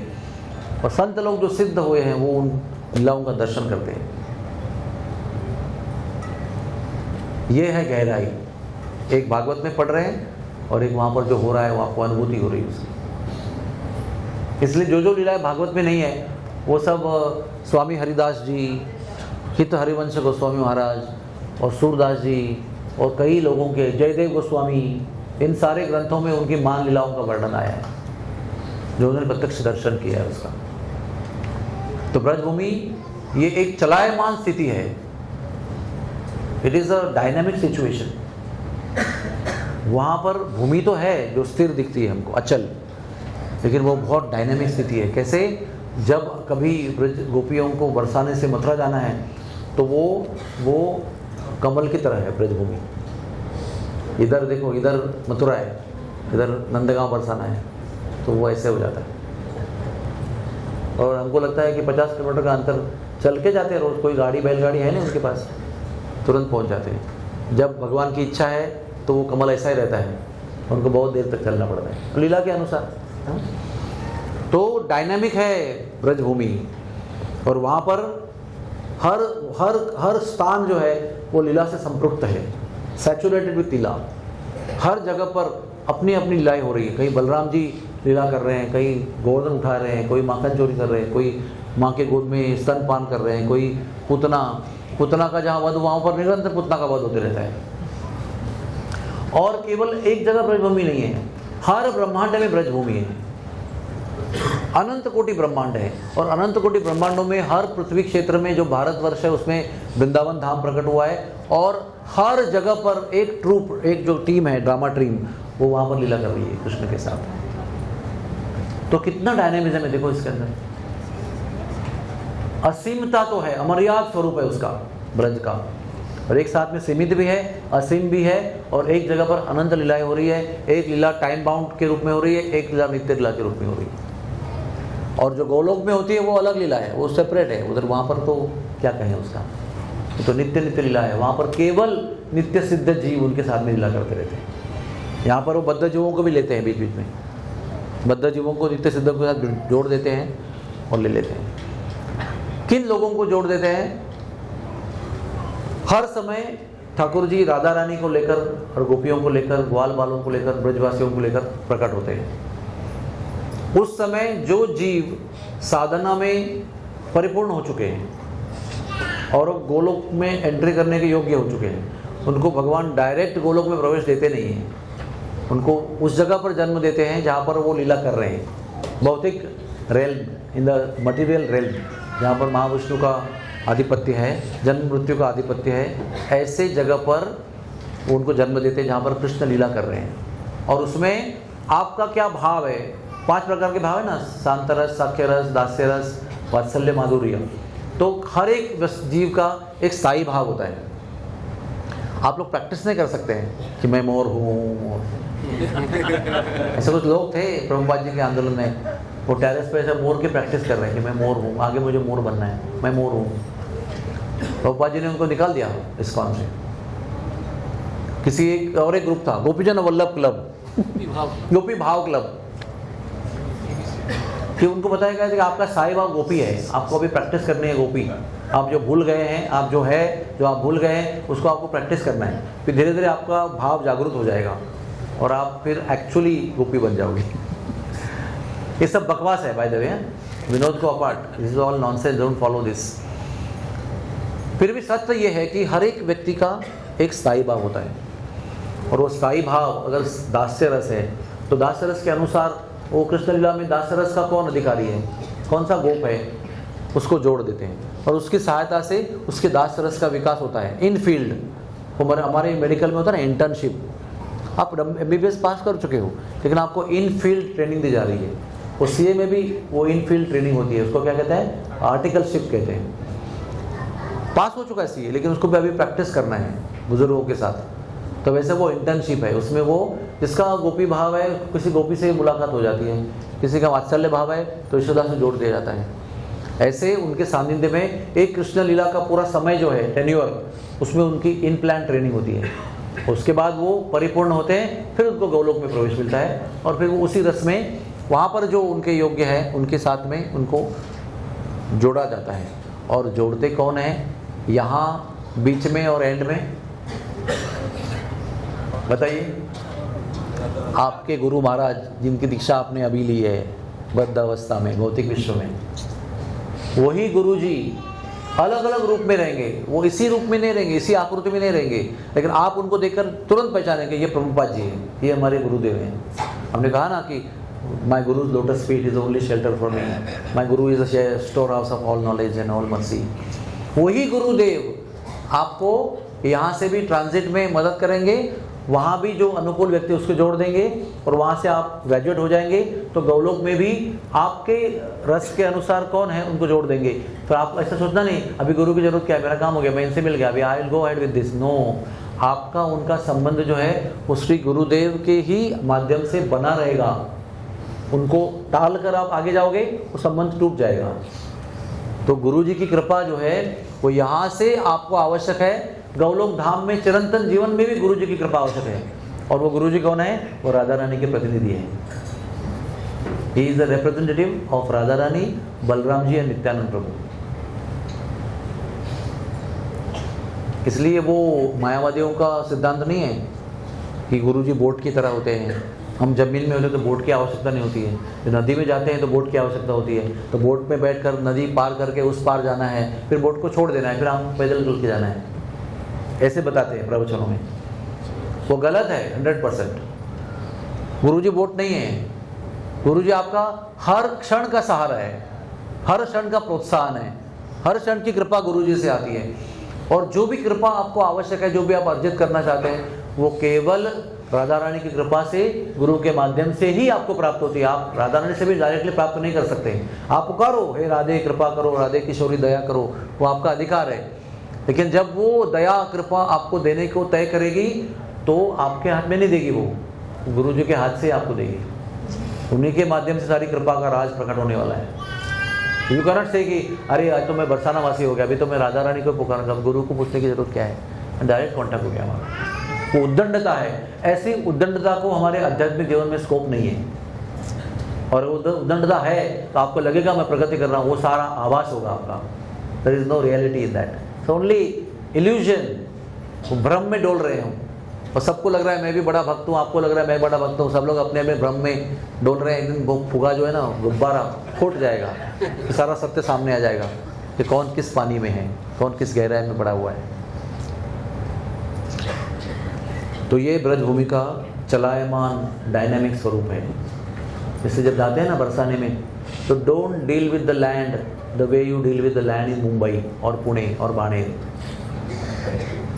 जिस प्रकार से हम भूमि को यहाँ अपने आप को प्रस्तुत करते हैं, वैसे बरसाने में, वृंदावन धाम में प्रस्तुत मत करना, क्योंकि उसके कई अर्थ हैं। एक वो स्वयं राधा रानी का स्वरूप है, एक बलराम जी का ग्रॉस स्वरूप है। बलराम जी वो भूमि के रूप में प्रकट हुए हैं। वहाँ का ठाकुर जी का हर एक वस्तु, पीताम्बर से लेकर वैयक्तिक वस्तु, उनके उपयोग की वस्तु, उनका बेड, उनका कमरा, उनका जो भी कुछ है, उनके जूते, उनका कुंडल, उनकी मुरली, उनका मुकुट, मुकुट जो भी कुछ है, वो सब बलराम जी है। वो भूमि भी बलराम जी है। इसलिए हम मथुरा में स्टेशन पे उतरने के पहले ही प्रणाम कर देते हैं, भाई हमको चलने वाले हैं उनके ऊपर, हमारे रेचेड फुट, हमारे पापी कर चरण उन पर चल के जाने वाले हैं, ब्रह्मा जी के ऊपर चढ़ने वाले हैं, शिव जी के ऊपर चढ़ने वाले हैं। तो हमें कितना जागरूक रहना चाहिए। इसलिए एक लौकिक बात है कि आप ट्रेन से निकालकर, टिकट निकालकर मथुरा में प्रवेश कर रहे हैं, तो बरसाने में जा रहे हैं टैक्सी करके, फिर जाकर डोली में या तो मोटरसाइकिल पे या तो पैदल पहाड़ पे जा रहे हैं। लेकिन दूसरी बात है पारलौकिक, जो अवेयरनेस, जो जागृति, आपको जो अलर्ट है कि मैं किधर हूँ और किसके साथ मेरा संबंध हो रहा है, कौन सी एनर्जी से मेरा परिचय हो रहा है। वो जब भावना होगी ना, तो सारी एनर्जी, सारा स्पिरिचुअलिटी आपको आवृत्त कर देगी। You will be covered by that transcendental nature of the dham. और वो अनुभूति के अंदर राधा रानी की कृपा है। ऐसे डोल रहे हैं, अभी वो बोलते कि वो दानगढ़ जाएंगे ना तो बहुत अच्छे गोलगप्पे वहाँ मिलते हैं, वहाँ की लस्सी बहुत है। तो आपको कुछ लोग बताएंगे आप दानगढ़ जाओगे ना कुशल बिहारी मंदिर के पास, वो गोलगप्पे खाना मत भूलना। वो यात्रा नहीं है, आप खा सकते हैं, इसमें कुछ पाप नहीं है, क्योंकि मांस नहीं खा रहे आप, लेकिन वो याद करके खाना ये हमारी भक्ति और यात्रा नहीं है। हमारी यात्रा तब होगी सफल जब आप इस दिव्य चेतना में प्रवेश करोगे, राधा रानी के सर्कल में, राधा रानी के जो प्रभाव क्षेत्र है, कृपा क्षेत्र है, उसमें आप अवेयरनेस के साथ प्रवेश करोगे, जागृति के साथ, कांस्टेंट रिमेम्बरेंस, कांस्टेंट अवेयरनेस कि मैं कहाँ हूँ। तब आपका कुछ उनके साथ में संपर्क होगा और अनुभूति होगी। और आचार्यों को कदम कदम पर होती है, क्योंकि वो इतने पवित्र है, वो केवल उसी के लिए वहाँ रहते हैं और कोई उनका अन्य उद्देश्य नहीं है कि बिहारी जी जाओ तो वहाँ की लस्सी पीना मत भूलना। वहाँ पर गुलाब केसर की लस्सी मिलती है, राधा रमन के पीछे केसर की लस्सी मिलती है, बहुत फेमस है। वो पिए बिना आपकी वृंदावन यात्रा सफल नहीं हुई है। वो रंगनाथ जी के सामने एक दूध वाला बैठता है, वो गोल गोल गोल गोल घूम के उसको ऐसे ऊपर नीचे फेंकता है दूध को, उसके कितने वीडियो आते हैं। उसका दूध पिए बिना आपकी वृंदावन यात्रा सफल नहीं है। ठीक है, वो भी ठीक है, लेकिन वो हमारी यात्रा का उद्देश्य नहीं है। राधा रानी की कृपा आपको वहाँ नहीं मिलेगी, आपको आनंद आएगा बहुत, लेकिन हम लोग वृंदावन में क्यों जाते हैं? राधा रानी की कृपा को ग्रहण करने जाते हैं। अब मैं आपको एक प्रसंग बताता हूँ। हाँ, उन्होंने कहा ना कि buses are ready, please board the buses, है ना। ये तो बाद में है, ये आप वृंदावन धाम में प्रवेश करेंगे, रूम में चेक इन करेंगे, एक रात प्रसाद पाएंगे, अगले दिन आपको अनाउंसमेंट करेगा 6 बजे बस निकलेगी, आप तैयार रहो। ऑलरेडी ब्रज में आ चुके हैं। ये तो स्टेशन से उतरते समय की बात है। 1986 में मैंने कहा था ना, वो स्वप्नवत यात्रा थी हमारी 22 लोगों की महाराज के साथ। स्वप्नवत यानी वो अभी स्वप्न में रहेगी, वो हमारे लिए अस्तित्व में थी, वो स्वप्न में ही रहेगी 22 लोगों के साथ। उस यात्रा में हम लोग सब लोग 3rd क्लास अनरिजर्व ट्रेन में गए थे। यानी अगर बाथरूम जाना होगा ना तो हम लोग वो ऊपर वाले बर्थ से फिर उधर से उतरते थे, और बाथरूम में बहुत लोग खड़े करते होते थे। हम बोले बाहर आ जाओ, हमको जाना है। ऐसे प्रकार से यात्रा की थी हमने। Firozpur Janata express unreserved. तो गोद में भी एक यात्री बैठा हुआ है। हाँ, हमारे गोद के बाजू में, पैर के नीचे, पैर के सामने, सब जगह यात्री यात्री। तो वो यात्रा में जब हम पहुंचे मथुरा स्टेशन पे, तो परम पूज्य राधानाथ महाराज हमको रिसीव करने के लिए मथुरा स्टेशन आए थे। इमेजिन, वो भी एक स्वप्नवती बात है। और हम लोग उतरे ऐसे थके बिके, कितना घंटा यात्रा किया था, इतना तकलीफ में। हाँ, कुछ लोग मलमूत्र को दबाए बैठे थे, कोई जाना ही नहीं है, उतर के जाएंगे, इतना कौन जाएगा। ऐसे कष्ट में उतरे तो महाराज जी ने उधर ही एक छोटा सा जगह देखा, बहुत गंदा था, बहुत भीड़ भाड़ थी उधर, हमको बिठा दिया उधर ही एक प्रवचन दे दिया, वेलकम प्रवचन।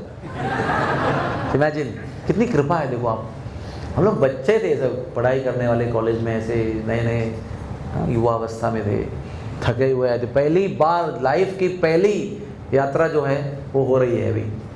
उसके पहले नासिक भी नहीं गए थे, उधर किधर भी नहीं गए थे, सीधे वृंदावन धाम। इमेजिन, कितने अपराध हो सकते हैं अगर हम को जानकारी नहीं दी जाती है तो। कब लगा वो साइट सीइंग, अरे another place to go, why not, enjoy. हाँ, कोई गुरुजी साथ में अच्छा है, उनका भी कुछ सुनेंगे। लेकिन उन्होंने उधर ही प्रवचन दिया, बहुत बातें बताई। उस पर एक बात मैं कभी भूल नहीं सकता हूँ, वो जो आपको बता रहा हूँ, आप भी याद रखना उसको। उन्होंने कहा था कि ब्रज भूमि जो है वो बलराम जी का स्वरूप है। ब्रज भूमि जो है वो राधा रानी की क्रीड़ा स्थली है, राधा और कृष्ण की लीला स्थली है। वहाँ पर नित्य विहार करते रहते हैं, प्रेम की लीलाओं का प्राकट्य यहाँ पर होता है। तो ब्रज भूमि में पहला कदम रखने के बाद निरंतर वापस जाने तक हृदय के अंदर के कोने में श्रीमती राधा रानी का निरंतर ध्यान और कृपा याचना करते रहनी चाहिए। इंग्लिश में, from the moment you put your first foot on the bhumi of Braj, constantly keep praying for the mercy of Radha Rani in the inner most chamber of your heart. क्योंकि उसके बिना ब्रज में प्रवेश नहीं होता है। जो राधा रानी की कृपा याचना नहीं करता है और यहाँ वहाँ भटक जाता है, ये खरीदता है, वो खरीदता है, तो ध्यान भटक जाता है। कभी कभी थकान भी ध्यान भटका देती है कि बहुत थक गए तो अभी किसी में दिल नहीं लग रहा है, या कभी बहुत खा लिया है तो नींद आ रही है तो किसी में ध्यान नहीं लग रहा है। कभी कुछ झगड़े हो जाते हैं तो आपका मन विचलित होता है कि अरे मैंने सीट थी, मैं बैग रखा था, आप क्यों आके वहाँ बैठे, मेरा सीट है। फिर झगड़ा हो जाता है। फिर कभी मोबाइल गुम हो जाता है तो सारा ही हमारा सर्किट टूट जाते हैं। मोबाइल गया तो जैसे लाइव बॉडी में से सोल चला गया ना, जैसे ऐसा अनुभव होता है। हाँ, when you can imagine what death must be when you lose mobile, what kind of experience will be there, something you lost which is essential aspect of your life. तो ऐसा है। तो ये बात बताना जरूरी है कि आप लीला भी सुन रहे हैं, सब कुछ कर रहे हैं, लेकिन हृदय के अंदर के कोने में राधा रानी की कृपा की याचना करते रहनी चाहिए। राधे किशोरी दया करो। और उसका एक्सटेंशन ये है कि वो मुंबई आने तक ही प्रार्थना करने की जरूरत नहीं, जहाँ कहीं भी आप रहेंगे, जहाँ कहीं भी जीवन काट रहे हैं, वो हर दिन राधा रानी की कृपा की याचना करनी है। इसलिए ये छोटा सा वाक्य आप बाय हार्ट कर दो, राधे किशोरी दया करो। बीच में जब में भी कभी कभी राधे किशोरी दया करो, हरे कृष्णा कृष्ण कृष्ण हरे हरे, हरे राम राम राम हरे हरे। जय श्री कृष्ण चैतन्य प्रभु नित्यानंद श्री अद्वैत गदाधर श्रीवासदि गौर भक्तवृंद, राधे किशोरी दया करो, हरे कृष्ण कृष्ण कृष्ण हरे हरे। ये आदत लगा लो, क्योंकि वो केवल ब्रज यात्रा में आवश्यक नहीं है, वो जीवन भर आवश्यक है। वह आपने बताया ना, बस में बैठ जाओ, हमारी जीवन भी एक तीर्थ यात्रा है। आवर लाइफ इज ओनली यात्रा, गोइंग टू होली प्लेसेस। बीच का जीवन जो है वो यात्रा करने के लिए अनुकूल जैसे भी अरेंजमेंट बनाना है उसके लिए, वो किसके लिए है। But our life should be one yatra to another yatra, उसके लिए हमको जीना है, क्योंकि धामवास हमारे भक्ति प्रक्रिया का एक प्रमुख अंग है। और रूप गोस्वामी ने वो जो भागवत में राधा रानी छुपी हुई है उसको भक्ति रसामृत सिंधु नाम के ग्रंथ से डायरेक्ट प्रकाशित कर दिया। इसलिए भक्ति रसामृत सिंधु प्रत्यक्ष राधा रानी है। अगर आपको राधा रानी का परिचय करना है, राधा रानी के व्यक्तित्व को मिलना है, आप भक्ति रसामृत सिंधु पढ़िए। राधा रानी के व्यक्तित्व में कितने सारे पहलू हैं, वो सारे पहलुओं का शास्त्रोक्त तरीके से चर्चा भक्ति रसामृत सिंधु में की गई है। साधना से लेकर फिर सिद्धि से फिर हर एक रस का विवरण, पूरा विस्तार रूप वर्णन, फिर अगले रस का वर्णन, फिर अगले रस का वर्णन, फिर माधुर्य रस का इतना वैचित्र रूप में वर्णन किया उसके अंदर। कौन कहता है कि प्रभुपाद जी के आंदोलन में रस की चर्चा नहीं हुई है? कौन से रस की चर्चा नहीं है वो बताओ। हर प्रकार के रस के आपको कई लोग बताएंगे कि प्रभुपाद जी ने दिया ही क्या है, क्योंकि वो जिन लोगों को भक्त बना रहे थे वो सब ड्रग एडिक्ट थे, वुमनाइजर्स थे, गैम्बलर्स थे, मीट ईटर्स थे, सब पापी थे, हर प्रकार का पाप करते थे।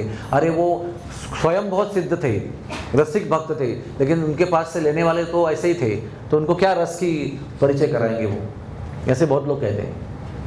वो सत्य नहीं है। प्रभुपाद जी ने भले हर प्रवचन में कहा you are not this body, your spirit soul, क्योंकि लोगों को बताना जरूरी है बार बार you are not this body, क्योंकि आप कितना भी उनको ऊपर उठाएंगे फिर वो गुरुत्वाकर्षण से नीचे आ जाते हैं, है ना, gravity force. Guru ji lifts you to transcendental platform, लेकिन वापस फिर ग्रेविटी माया में आ जाती है, तो बार बार उनको बोलना पड़ता है you are not this body, your spirit soul. तो आपका अपमान नहीं है, वो आपको जगा रहे हैं। लेक्चर में भी कैसे हरे कृष्णा, क्यों? क्योंकि कुछ लोग सोते हैं, उसको जगाना पड़ता है। वही कथा हो रही है, सुनो आप कथा। तो सारे रसों की चर्चा की गई है, तो हमको कहीं यहाँ वहाँ भटकने की जरूरत नहीं। अरे ये बाबा, ये महाराज वहाँ पर कोई ब्रज में वो कथा सुना रहे हैं, वो सुनो, नो नीड। सुनने में अपराध नहीं है, लेकिन ज़रूरत नहीं है। अपने घर में जो धन छुपा हुआ है वो पहले एक्सप्लोर करो, फिर दूसरों की तिजोरी में क्या है वो ढूंढो। वैसे भी आपका अधिकार केवल आपके घर में जो धन है उस पर ही हो सकता है। दूसरों के घर के तिजोरी में क्या रखा है जानकर भी आपको वो मिलने वाला नहीं है, क्योंकि आपका अधिकार नहीं उसके ऊपर। I can not take the necklace from my neighbour's treasury और locker, but I can take my necklace and wear it, because it's no, it belong to me, my father has given me in heritage.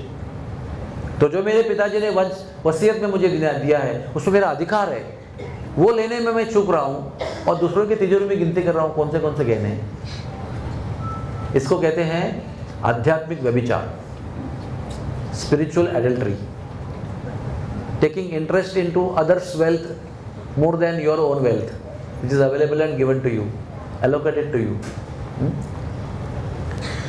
तो इस बात पर मैं कहना चाहता था कि हमारी जीवन जो है वो यात्रा है। प्रभुपाद देखो, 4 प्रकार के ब्रजवासी होते हैं। एक ब्रजवासी वो है जिनका जन्म ब्रज में हुआ है, साधारण की कृपा से उनकी योग्यता ऐसी है कि अनंत जन्मों के पुण्य प्रेम प्राप्त हुआ है उनको, इसलिए वो उनको योग्य समझते हैं। उनका वो ज्ञान निकाल देती है कि मैं भगवान हूँ और हम भगवान हैं, और उनको जन्म देते हैं। वो सबसे भाग्यवान जीव है। दूसरे प्रकार के ब्रजवासी वो होते हैं, वो भाई और कहीं जन्म लेते हैं, लेकिन ब्रज पर प्रेम उत्पन्न होता है, सब कुछ छोड़ छाड़ कर उधर ही बस जाते हैं। कई लोग ऐसे अमेरिकन, इंग्लैंड, यूरोपियन है जो अपना सारा कारोबार छोड़ के उधर ब्रज में झोपड़ी में रहते हैं। एक्चुअली उनकी तरफ से झोपड़ी है, इतने बड़े बड़े महल में रहते हैं अमेरिका में, तो वहाँ पर एक थोड़ा सा 1 रूम 2 किचन का फ्लैट लेते हैं, वहाँ पर रहते हैं, साइकिल में घूमते हैं। 1 महीना जाते हैं और 11 महीने का कमाई करके आते हैं, फिर साइकिल में घूम के गरीब से रहते हैं और ब्रज में रहते हैं। इतनी श्रद्धा है उनको। मैं बहुत उनको सराहना करता हूँ कि हम भी इंडियन हैं, भारत में रहते हैं, भारत का पूरा कल्चर, वेदर, सबको हमारी पहचान है। हाँ, हम पहचानते हैं कि ऐसा खाना खाते हैं, कैसा स्पाइसी जो भी कुछ है, हम उससे बहुत एडजस्टेड है already, we are already fixed. हमारे कुछ नया नहीं है। पंजाब में जाएंगे तो भी हमको वहाँ की रोटी सब्जी अच्छी लगती है, साउथ में जाएंगे तो भी वहाँ का दाल चावल सांभर अच्छा लगता है, बिकॉज वी आर इंडियंस। लेकिन बाहर से आकर इस कल्चर में सेट होना, इतना प्रेम और आकर्षण राधा कृष्ण के प्रति होना कितना इंपॉर्टेंट है। उनके लिए तो हर दिन मैं देखता हूँ, हर दिन हर एक फॉरेनर भक्त जो है वो पेट से बीमारी से परेशान रहता है। तो यहाँ का पानी, यहाँ का स्पाइस, यहाँ का भोजन सूट ही नहीं होता है। किस किस की पत्नियाँ तो परमानेंट पेट की मरीज ही बनी रहती है, बिकॉज उनका कभी फिजिकल सेटलमेंट हुआ ही नहीं, दिल से सेटलमेंट हो गया है कि मुझे वृंदावन रहना है। तो रहते हैं वैसे लोग तो दूसरे प्रकार के ब्रजवासी। हम भी जब मुंबई, दिल्ली, कानपुर, बाणे जाते हैं, वहाँ पर बस जाते हैं, तो हम भी सेकंड टाइप के ब्रजवासी हैं। क्योंकि ब्रजवासी कौन होता है? जो ब्रज में वास करता है ना। एक जन्म से वास करता है, एक जाकर वास करता है। तीसरे प्रकार के ब्रजवासी होते हैं जो यात्रा में जाते हैं, तो 15 दिन 8 दिन ब्रजवास करते हैं, वो भी ब्रजवासी। जैसे महाराज जी बताते हैं कि आपको धाम में धाम वासियों का अपराध नहीं करना चाहिए, और बाय द वे आपके साथ जो भी आए हैं वो भी धामवासी हैं। तो कुछ समय के लिए वो भी धामवास कर रहे हैं। तो डोंट जस्ट थिंक कि वो जो जन्म हुआ है ना उनका अपराध नहीं करूँगा, ये तो क्या है हमारे साथ में, छोड़ो उनके। हम झगड़ा करेंगे सीट के लिए, भोजन के लिए, स्वीट के लिए, नो, उतने समय के लिए वो भी धामवास कर रहे हैं। सावधान रहना, भगवान के अकाउंट में वो भी धामवासी है कुछ समय के लिए। और चौथे प्रकार के धामवासी जो होते हैं ना, वो धाम में रहते नहीं हैं, लेकिन धाम में ही रहते हैं सदैव हृदय से, जैसे हमारे प्रभुपाद जी। फिजिकली क्या दिख रहा है? प्रभुपाद जी वृंदावन धाम को बुजुर्ग वृद्ध अवस्था में छोड़ के चले गए। सारे ब्रजवासी जो उनके मित्र थे, जो भक्त संत साधु थे, उनको ताने दे रहे हैं, कैसा साधु है, एक तो बुढ़ापे में ब्रज में आया, सही काम किया, वृद्ध अवस्था में ब्रज में आना चाहिए, पता नहीं कब शरीर छूटेगा, तो यहीं पर छूटना चाहिए भजन करते करते ब्रजभूमि में। फिर ब्रज में आया, कुछ समय रहा और ब्रज छोड़ के जा रहा है। बोले कैसे साधु हो आप, आपको उतनी स्पिरिचुअल अक्ल नहीं है, मुझे छोड़ के जा रहे हैं। लेकिन वो यहाँ से ब्रज को अपने हृदय में भाव रूप में ले गए, और जो जो प्रचार किया, जिन जिन को प्रचार किया, उनके मन में ब्रज के प्रति आकर्षण निर्माण किया उन्होंने, और वो आकर्षण की वजह से लालायित होकर वो लोग ब्रज में आए। सब लोगों को व्हाइट एलिफेंट्स को लेकर ब्रज में आए और सब नाचे, और देख के लोग हैरान हो गए। जिन्होंने 30 साल तक उनको प्रणाम नहीं किया था, वो धड़ाधड़ प्रभुपाद को प्रणाम करने लगे। क्योंकि हम लोग को गोरी चमड़ी का बहुत लालच है, कुछ गोरी चमड़े वाले लोग करते हैं तो हम लोग बहुत प्रभावित हो जाते हैं। वही चीज़ उन्होंने यहाँ पर 30 साल बताई, किसी गेहूं में चमड़ी वाले लोगों ने नहीं सुना उसको। जब गोरी चमड़े वाले ने सुना, स्वीकार किया, सर मुंडवाया, गेहूं को धारण किया, डंडा लिया और यहाँ पर आए और यहाँ नाचे, सब लोग धड़ाधड़ प्रणाम कर रहे हैं। ये हमारा गौरव नहीं है, this is what you call लांछन है हमारे पर। ये हमारा ही धन जब वेस्टर्न जाके रिटर्न होता है ना, फॉरेन रिटर्न, तो हम उसको तुरंत खरीदते हैं। यहाँ का ही वो भिवंडी का कपड़ा जो है, वो वहाँ पर इंग्लैंड में कभी कभी हम लेते हैं खरीद के, और कोने में लिखा रहता है मेड इन भिवंडी। वहाँ पे बहुत चाव से लेते हैं हम लोग। वैसे ही वो भिवंडी की धोती जो है, वो वृंदावन में जाके गंगा प्रसाद से खरीदते हैं, तो बड़ा आनंद आता है। बाद में दिखता है तो भिवंडी का ही है, ये इधर से गया हुआ है। So that is our deficiency. तो प्रभुपाद जी ने 14 साल सारे विदेशों का भ्रमण किया, पृथ्वी का, और फिर ब्रज में आए, अपना पूरा आंदोलन स्थापित किया, 108 मंदिर बनाए, 10,000 से ऊपर लोगों को दीक्षा दिया, सैकड़ों मंदिर बनाए, हजारों शिष्यों को बनाया, और लाखों किताबों को वितरण किया। 80 किताब स्वयं लिखे, उसके कई प्रतियां वितरित की गई। और वो प्रभुपाद जी फिर 10वें स्कंद का 14वां अध्याय ब्रह्म सम्मोहन लीला का अनुवाद करते करते वृंदावन के अपने कर्म में शरीर छोड़ दिया उन्होंने। गुरु जी का दर्शन करते हुए कोई इच्छा नहीं, संपृक्त होकर प्रेम भक्ति से आंसू बहाते हुए गुरु जी की कृतज्ञता व्यक्त करते हुए ब्रज भूमि में अपना शरीर छोड़ा। तब वही सारे साधु उन्होंने प्रभुपाद जी को सराहना किया, दिस इज रियल ब्रजवासी। उनको भी एक बाह्य रूप की घटना का दर्शन करना पड़ा इनको मानने के लिए, लेकिन वो खरे ब्रजवासी पहले से ही थे। जब वहाँ से छोड़ के अमेरिका गए थे, वहाँ अमेरिका निवास कर रहे थे, अमेरिका वासी थे, तभी भी वो ब्रजवासी थे। लेकिन पहचान करने में टाइम लगता है। सूरज तो होता ही है, रात में भी होता है सूरज, लेकिन वो सुबह दिखता है तब मानते अरे है सूरज यहाँ पर, बट सूरज कभी नहीं होता, ऐसा है क्या? Is always there. वैसे प्रभुपाद जी का जो धाम वास है वो चिरंतन नित्य धाम वास है। तो मैं आपको ये सब क्यों बता रहा हूँ? क्योंकि हम भी वैसे धामवासी हो सकते हैं। ज़रूरी नहीं कि हमारा शरीर हर समय धाम में रहे हो, मौका मिलता है अच्छा है, बार बार जाने को मिलता है, सेवा मिलती है वहाँ पर, तो अच्छे है, आपको कृपा है आपके ऊपर। लेकिन नहीं मिलता है तो भी आपको कोई रोक नहीं रहा है, क्योंकि there is no material impediment to spiritual progress. Prabhupada ji ने कहा है ना कि आध्यात्मिक उन्नति में कोई भौतिक बाधा नहीं है, there is no material impediment. तो इस तरह से वो चौथे दर्जे का धामवास जो है वो हमको करने को सीखना चाहिए। उसके लिए वहाँ जाना पड़ेगा, आपको यात्रा करना पड़ेगा। तीसरे प्रकार का धामवास करेंगे तो चौथे प्रकार का धामवास कर सकते हैं, क्योंकि तीसरे प्रकार के धामवास में जब हृदय से बिना डिस्ट्रैक्ट होते हुए हम उस बरसाना धाम में अपने चित्त को लगाएंगे, उनकी कथाओं को सुनेंगे, उन जगहों को अपने हृदय के अंदर के पटल पर फिक्स करेंगे और उस पर चिंतन करेंगे, मनन करेंगे, नोट्स बनाएंगे, उस नोट्स को पढ़ते रहेंगे ताकि वो सारे स्थान हृदय में बस जाएं, कथा के साथ, वहाँ पर हुए अनुभव के साथ, वहाँ पर महाराज ने क्या बताया, किस प्रकार से साक्षात्कार हुए, उसके साथ अगर हम रिवाइज करते रहेंगे तो आप धाम से अलग नहीं, आप धाम में ही हो, आप बरसाने में ही हो, आप गोवर्धन में हो, आप वृंदावन में ही हो। हर समय राधा कृष्ण की लीलाओं का चिंतन, इसका अर्थ है कि आप ब्रजवासी कर रहे हैं। ये समझ में आएगा तो आपकी यात्रा सफल है। आप ऐसे यात्रा टूरिस्ट के रूप में करेंगे तो कुछ धामवास नहीं होता है, उसमें भी नहीं होता है और बाद में भी नहीं होता है। हाँ, बसेस निकली नहीं अब तक ना, ठीक है। तो अभी हम बरसाने के धाम में प्रवेश करेंगे। सॉरी प्रभु जी, ये मेरा रोग है प्रभु जी, क्या करूँ। निवारण ही नहीं होता है उसका। तो बरसाने में जो पहला पहाड़ है वो भानुगढ़ है, उसमें राधा रानी का निवास है, पूरा परिवार वहाँ रहता है। वृषभानु महाराज, कीर्ति मैया, श्रीदामा, राधा रानी और अनंग मंजरी।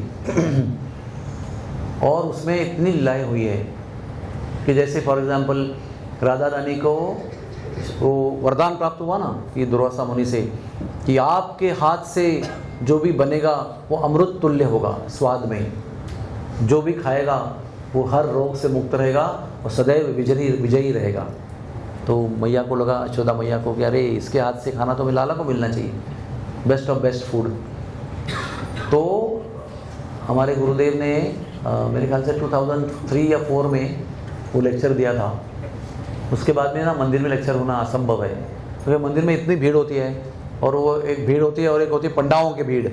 वो राधानाथ महाराज आ गए, सारे पंडा जो लेक्चर के बीच में, महाराज जी अरे कछु दे दो, हमें भी कछु बोलने दो, अरे हमको भी दिलवा दो। वो कथा चल रही है वहाँ पर बीच में, इसलिए वहाँ पर आगे कथा नहीं हुई, क्योंकि वो बहुत कथा होना मुमकिन नहीं है, इतना शोर होता है। तो वो कथा आप ज़रूर सुनिए। उनको वो जो बॉक्स है ना, वो बॉक्स, वो ट्रांसेंडेंटल वाणी कथा, जो क्या नाम है उसका, जो भी लाल और वाइट गोल्डन रंग का बॉक्स है, उसके अंदर वो कथा है जिसमें वो बताते हैं कि कैसे एक उत्सव वहाँ पर किया गया कीर्ति महल, भानु महल में। और उस महल में वो उत्सव किया तो उसमें यशोदा, नंद महाराज, रोहिणी, कृष्ण बलराम को भी बुलाया गया।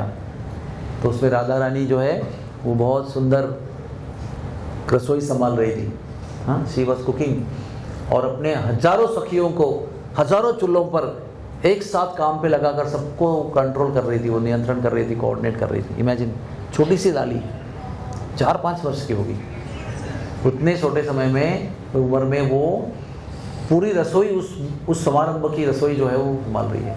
तो यशोदा देवी के मन में तो है ना वो कि कब कैसे पूछूं, कैसे पूछूं, कैसे पूछूं। तो उनको लगता है कि ये अच्छा समय है, और ये हमारी ऑफिशियल मुलाकात हो रही है। तो यशोदा माई, कीर्ति माई जाके भानु महल के रसोई में प्रवेश करते हैं, और यशोदा माई उनको देखती है कि कितनी मग्न होकर, उनको पता भी नहीं कि यशोदा मैया देख रही है, मेरी मैया भी आई है, दूर से देख रहे हैं, और इतना बड़ा किचन में हजारों सखियों के साथ में अनेक प्रचंड प्रकार के सुंदर व्यंजन बनाए जा रहे हैं। तो फिर वो देखकर मैया बहुत मोहित हो जाती है और कहते हैं, कीर्ति, उनको बहुत फ्रेंड्स थे ना, वो दोनों बहुत अच्छे फ्रेंड्स, कि एक आपको निवेदन करना था कि आपकी लाली मेरे लाला के लिए भोजन कर सकती है क्या, बना सकती है। उनके मन में भी बहुत दिन से ये विचार है कि इनकी जोड़ी बहुत बढ़िया है, राधा और कृष्ण की, इनका विवाह होना चाहिए, लेकिन बात छेड़े कैसे, दोनों को संकोच है। तो इस बात को जब भी निवेदन होता है तो कीर्ति मैं तुरंत उसको पकड़ती, तुरंत हाँ कर देती है, भाई कहीं ना कहीं शुरुआत तो होनी चाहिए ना। तो उस दिन से फिर राधा रानी नंदगांव जाने लगती है और वहाँ पर भोजन बनाना शुरू करती है। यशोदा माई पावन सरोवर के किनारे पे उनका प्राइवेट घाट है, यशोदा घाट, वहाँ पर एक मीठे पानी का कुआं बनाती है और वहीं रसोई की व्यवस्था करती है, और वहीं राधा रानी अपनी सारी सखियों के साथ आकर रोज़ कृष्ण बलराम ग्वाल वालों के लिए भोजन बनाती है। राधा रानी एक विशेष भोग बनाती है, कभी कभी वो नहीं जा पाती समझो किसी कारण, तो वो एक बहुत सुंदर लड्डू बनाती है, इसका नाम क्या है, बंटा भोग। वो मेरा हाथ है ना इतना बड़ा होता है, वो हाथ तो आधा ही दिखा रहा है, ऐसा पूरा ह्यूज। और वो आटा और रवा इससे बनता है, घी आटा रवा इलायची सब बनता है। और वो राधा रानी बनाती है, क्यों, जब भी नहीं जा पाती है तो कहते हैं कमरा भर के लड्डू बना के जाती है वो, डब्बा भर के नहीं, कमरा भर के ही, ताकि कम न पड़े जब मैं आऊँगी। और वो लड्डू जो राधा रानी के भाव से आप भी बनता है, आज नंदगांव के गोसाई राधा रानी के भाव से उसको बनाते हैं। वो लड्डू नंदगांव के गोसाई जो वहाँ बनाते हैं, वही लड्डू नंदगांव के उन्हीं गोसाइयों ने मेरे घर पे आके बनाया है, फिर भी उसको वैसा स्वाद नहीं आया है। बहुत अच्छे बने, लेकिन वो वहाँ का स्वाद जो है, भूमि का, क्षेत्र का जो स्वाद है, जल का, वायु का, भूमि का, वहाँ का जो वाइब्रेशन है, उसका स्वाद नहीं आया उसके अंदर।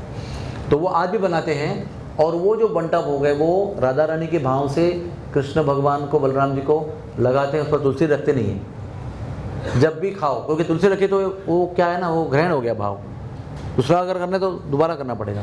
वो एक ही भोग है, बिना तुलसी के लगता है। और कबर्ड भरे रहते हैं उस लड्डू के। वो धनसुखा मनसुखा है ना, वो दर्शन में नंदगांव में, वो उस कबर्ड की ओर ही देखते रहते, आप देखो जाके। वो पुजारियों ने, पुरोहितों ने कई बार उनकी मूर्तियाँ ऐसे करके दर्शकों की तरफ उनका ध्यान करने का प्रयास किया है, कुछ देर बाद फिर कबर्ड की ओर। This is a reality, I am not link anything, आप जाके अनुभव करो उसको। सदैव उनकी दृष्टि वो बंटा भोग के कबर्ड पे रहती है, क्योंकि वो राधा रानी के भाव से बनता है। तो ये लीला भानु महल में हुई है।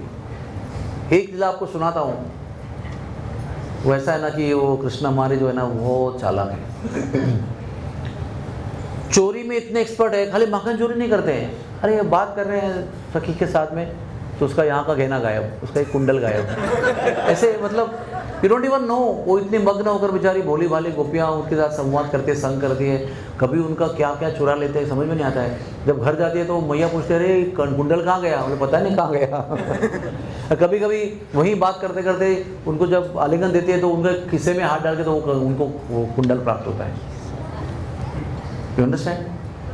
तो ऐसे माखन चोरी करते हैं, दही चोरी करते हैं, गहने चोरी करते हैं, हर चीज़ चोरी करते हैं, वस्त्र भी चोरी करते हैं। परेशान कर दिया गोपियों को। तो उन्होंने सोचा कि एक बार ना उनको अभी ऐसा सबक सिखाते हैं ना कि वापस कभी चोरी नहीं करेंगे।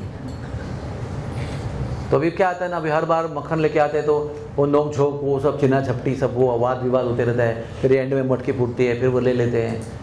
तो आज कहते हैं कि अभी कुछ विरोध नहीं करेंगे, सब लोग बढ़िया बढ़िया माल लेके आएंगे, अच्छा लड्डू वड्डू सब, मोहन लड्डू, गुलाब लड्डू सब लेके आएंगे, सुगंधित लड्डू लेके आएंगे, मक्खन, मिश्री, दही, पेड़ा, संदेश सब लेके आएंगे। और उनको आते ही बोलेंगे आओ आओ बैठो बैठो खाओ। तो ऐसे ही हुआ, वो ग्वाल बाल आए डंडा लेके तोड़ने के लिए, उनको लगा अभी आज का भी रोज का हमारा गेम शुरू करना है। तो बोले गोपियाँ बोले बैठो बैठो बैठो, आसन लगाओ, बैठ जाओ, हम लोग आपको देने वाले हैं। वो देख रहे हैं सूरज पश्चिम में नहीं होगा ना, आज सूरज पूर्व में उगता है, आज कहाँ से उगा है? तो आज तो पूरा डिफरेंट माहौल है। कोई बात नहीं, बाद में चर्चा करेंगे, बैठ जाओ हम लोग। तो उन्हें बैठकर सब लोगों को इतना प्रेम से परोसा, इतना प्रेम से परोसा, इतना प्रेम से परोसा कि बैठ के पहले पेट भर के खाया।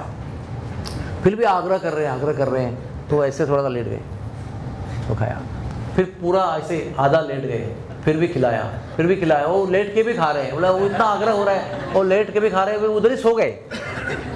इतना खिलाया, सो गए, सारे ग्वाल बाल सो गए, इतना पेट भर के मिठाई खिलाया। फिर राधा रानी ने रूई लाया और कृष्ण के नाक की ओर देखा, अच्छी तरह से गहराई में सो रहे। तो फिर इशारा किया ललिता को, और सभी सखियों ने मिलकर कृष्ण का सारा श्रृंगार उतार दिया, पूरा नखशिखांत। वो कैसे है ना, वो मोरपंख होता है ना, उसको ना एक सोने की जंजीर, यानी चेन कह सकते हैं, जंजीर, उससे मैया बांधती है उसको।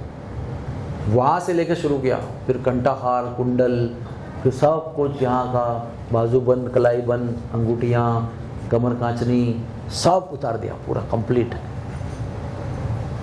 पीताम्बर छोड़ दिया, बाकी सब कुछ, पायल, वो मैया जो है ना वो कस के पायल बांधती है उनको, पता है आपको? 3 बार कस के बांधती है, क्योंकि ये जब नृत्य करते हैं नटराज, नटराज नृत्य करते हैं तो इस वन में नृत्य करते हैं तो पायल उड़कर उस वन में गिर जाती है 2-2 मील तक। Is dancing in this forest and the payals are found in that forest. घर पे आए तो 3 पहन के गए तो एक ही पहन के वापस आया, 2 कहाँ है पता नहीं, इसलिए वो कस कस के बांधते हैं। लेकिन वो वात्सल्य भाव में बंधी हुई जो पायल है वो माधुर्य वाले खोल सकते हैं। सब खोल दिया, खाली कर दिया उसको, सब उसको लेकर गायब हो गए, मुरली ले लिया, सब कुछ ले लिया। बहुत घंटे के बाद में उन सब लोगों को पता है ना, ऐसा भोजन करने के बाद में 2-3 घंटे तो लगते ही हैं जगने के लिए। जग जाते हैं, देखते तो अरे एवरीथिंग इज गायब। भैया क्या कहेगी, या क्या पहना के भेजा था, कहाँ छोड़ के आया। लेकिन अंतर्यामी है, सब जानते हैं कि ये गोपियों का खेल है, कोई बात नहीं, हम लोग भी उनको अच्छा सबक सिखाएंगे। तो घर जाते हैं कृष्ण भगवान। भैया कहती अरे क्या हुआ, कुछ भी नहीं है तुम्हारे पास, इतना सारा अलंकार मैंने पहनाया था। मतलब भैया कुछ चिंता मत करो, सारा घूस के साथ लौटा के दूंगा कल, डोंट वरी। घूस हाँ सॉरी सूद के साथ, वो है ना सूद फैमिली बैठे यहाँ पर, सूद भूल गया मैं, सूद को ब्याज के साथ कल मैं लेके आऊँगा, चिंता मत करना। तो नेक्स्ट डे एक सुंदर लाली जो है ना वो बड़ा घूंघट ओढ़ के उनके सामने आती है, गोपी। तो मैया को बड़ा प्रेम होता है, अरे क्या सुंदर लाली है, कहाँ से आई वो। तो कहते हैं कि ये नई ब्याही है, नंदगांव में ब्याह कर आई है। तो बड़ा प्रेम से दुलाते। वो घूंघट तो नई दुल्हन होती है ना, ऐसा यहाँ तक घूंघट होता है उनका। फिर जैसे समय बीतता है तो घूंघट ऊपर जाता है। गुस्से में आते हैं तो नई वो शर्मा के ऐसे करेगा, बहुत दुलारती है, प्यार करती है मैया उसको। तो अचानक वो जो घूंघट खोलती है तो कौन है वो, कृष्ण भगवान सखी बने हुए हैं। तो मैया कहती आज ये क्या है, ये क्या राज है। तो बताऊंगा, वो शाम तक सब राज खुल जाएगा, डोंट वरी। तो पूरा घूंघट उड़ते हैं, फिर सब अपने अकेले चले जाते हैं, क्योंकि भी वो पहन के किसको लेके जाएंगे साथ में। अगर समझो सखा लोग जा रहे हैं तो सबको पता चलेगा कि ये तो भैंस बदल के ये आ रहा है। अकेले जाते हैं और जैसे नंदगांव से निकलते हैं और बरसाने के क्षेत्र में प्रवेश करते हैं ना, हे गोविंद करके गिर जाते हैं। तो वो सुनते हैं कुछ लोग, गोपियाँ भाग के आते, अरे कौन है ये, नई भाई। तो उसको जगा देते हैं पानी वाले छिड़क के। कौन हो तुम? तो घूंघट में बोल रही है, मैं नंदगांव से आई हूँ, नई ब्याही हूँ। मैंने सुना है यहाँ पर आपके बरसाने में कोई राधा रानी है, बहुत सुंदर है, बहुत अच्छी है, मुझे दर्शन करने के लिए आई हूँ। और फिर वो कुछ सखियाँ साथ में 5-6 जा रही है, वो आगे जाते हैं, हे श्याम सुंदर जी करके गिर जाते। लोग कहते हैं कितना प्रेम है श्याम सुंदर के प्रति, कितना प्रेम। वो एकदम क्या कहते हैं, घायल हो जाती है उसको देखकर, विवल हो जाती है, इतना प्रेम। तो और सखियाँ जुड़ जाती हैं, और सखियाँ जुड़ जाती है, और सखियाँ जुड़ जाती है। जैसे सीढ़ियाँ चढ़ती जा रही है ना, हर कुछ सीढ़ियों के साथ में हे गोविंद, हे केशव, हे माधव, हे ऐसे अलग अलग नाम हर के बेहोश हो रही है। तो सब गोपियाँ ना, कोई ईर्षा नहीं उनके मन के अंदर, आदर बढ़ रहा है कि कितनी सुंदर गोपी हमने कभी देखा नहीं, नंदगांव में कहीं बाहर से ब्याह कर आई हुई है, इतनी प्रेम कृष्ण से करती है। तो उनका आदर बढ़ता है, जो भी कृष्ण से प्रेम करते हैं वो उनको बहुत सराहते हैं। तो फाइनली ना राधा रानी के महल के दरवाजे तक उनको सब सखियाँ बड़े झुंड में लेके जाते हैं। और फाइनली ये एक मराठी में कहते हैं आरोड़ी, हे गोपाल, हे गोविंद करके गिर जाती है धाड़ करके। अभी हर बार थोड़ा सा जल छिड़क के कुछ बोल के उधर उनको जगह देते थे। इस बार उन्होंने कई प्रयास किए, हर प्रकार के प्रयास किए, गोविंद का नाम बोला कान में, क्या क्या किया, लेकिन वो तो बेशुद्ध पूरी तरह से। तो सब गोपियों को चिंता हुई, ललिता, विशाखा, सब लोग तब तक इकट्ठा हो गए, सब बड़ी बड़ी गोपियाँ। उन्होंने जाकर नाक को रुई लगा के भी देखा, बोले तो हवा हिल रही है थोड़ी, प्राण तो है लेकिन लगता है गई, कुछ समय के बाद जाएगी निकल के, इतना विरह का दुख हो रहा है।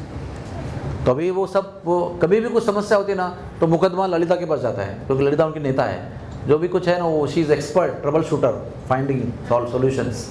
जब भी कुछ समस्या होती है गोपियों के बीच में, Lalita ji is the decision maker.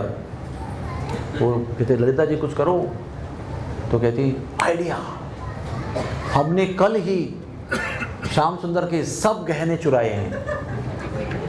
Radha Rani को अंदर जाकर कहते हैं कि आप ये सारा श्रृंगार पहनो, पीताम्बर तो नहीं चुराया था, आप पीताम्बर अपने घर से पहनो।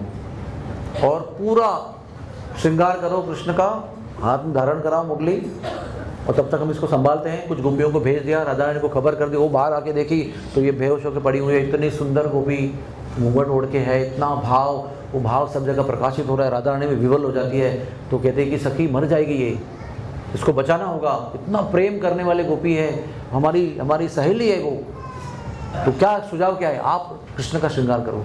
तुरंत कुछ गोपियाँ अंदर जाती है और राधा रानी को फटाफट श्रृंगार करती है। सारा श्रृंगार नखशिकांत पायल से लेकर ऊपर तक पहना देती है, और फिर वो आके दरवाजे पे उसको खड़ा कर देते हैं। ऐसे त्रिभंग अवस्था में खड़े हो जाओ, और खड़े हो जाती है। तो कहते हैं सखी देखो श्याम सुंदर आए हैं। वो ना ऐसे ना, जो आप जब पानी में कोई बलून डुबाते हैं ना, बहुत देर तक ऐसा दबा करके और छोड़ देते, कैसा झूम करके उड़ता है ना वो, है ना, उसमें हवा है, गैस है, आप उसको दबा के रखा है बहुत नीचे गहराई तक, तो जब छोड़ देते तो कैसा वो उछल के ऊपर आता है, वैसे उछल के कूदती है गोपी, पूरा घुंघरू को घूंघट वो फेंक देती है। अरे तो देखो ना, पकड़ा ना आपको, बहुत चालाकी करते हो। क्या समझते हो आप कृष्ण के साथ चालाकी कर रहे हो? देखो पूरे जो चुराए थे सब दिख रहे हैं, उतारो उसको। सब, हाँ, रंगे हाथ पकड़ लिया पूरा, एक भी गहना छोड़ा नहीं है, सब पहना दिया है। ढूंढने की जरूरत नहीं है, सारा रेडीमेड अवेलेबल। उतारो इसको। तब तक है ना उनके सखा भी सब जमा हो गए उधर राइट टाइम पे, और वो बोल रहे ले लो। तो वो सखियाँ बहुत नज़र झुका के, बहुत संकोच करके, बहुत एम्बेरसमेंट, इतना उनको दुख हो रहा है कि हम पकड़े गए, ऐसा इतना चालाकी करके, इतना वो कितने घंटे से रो रहे हैं। पुकार के गिर रहे हैं, हम इतनी भोली वाली फंस गई बेचारी इसके अंदर। हाँ, पूरा सामान अंदर तिजोरी से छुपा के रखा था, वो बाहर निकलवा के शरीर में धारण करवा के प्रकट करवाया। देखो कितना चालाक है ये, लेकिन क्या बोलेंगे, वैसा एट से खड़ा है, उतारो, एक एक करके उतार रहे हैं, सखा इकट्ठा कर रहे हैं, और सखा की एक मंडली जो है उनको पहना रहे हैं। जैसे उतारा जा रहा है उसी क्रम से इनको पहनाया जा रहा है। तो खड़े हैं, अच्छी तरह से पहनाते हैं। आखिर में सोने की श्रृंखला, मोर पंख पहनाते हैं। ए मुरली लाओ, मुरली लेते हैं, खड़े। आगे गुस्ताखी मत करना। ये लीला भी भानु महल में हुई है ना। तो भानु महल का ऐसा सुंदर वर्णन है कि वहाँ पर कृष्ण ना कई बार सखी बनकर गए हैं। उनका पेटेंट है वो, श्यामा सखी। कभी चूड़ी बेचने को जाती है, कभी मेहंदी लगाने वाले बन के जाती है, हाँ, कभी ब्रह्मचारी बन के जाती है। वो ब्रह्मचारी बन के व्याघ्रांबर ओढ़ के गए थे उधर।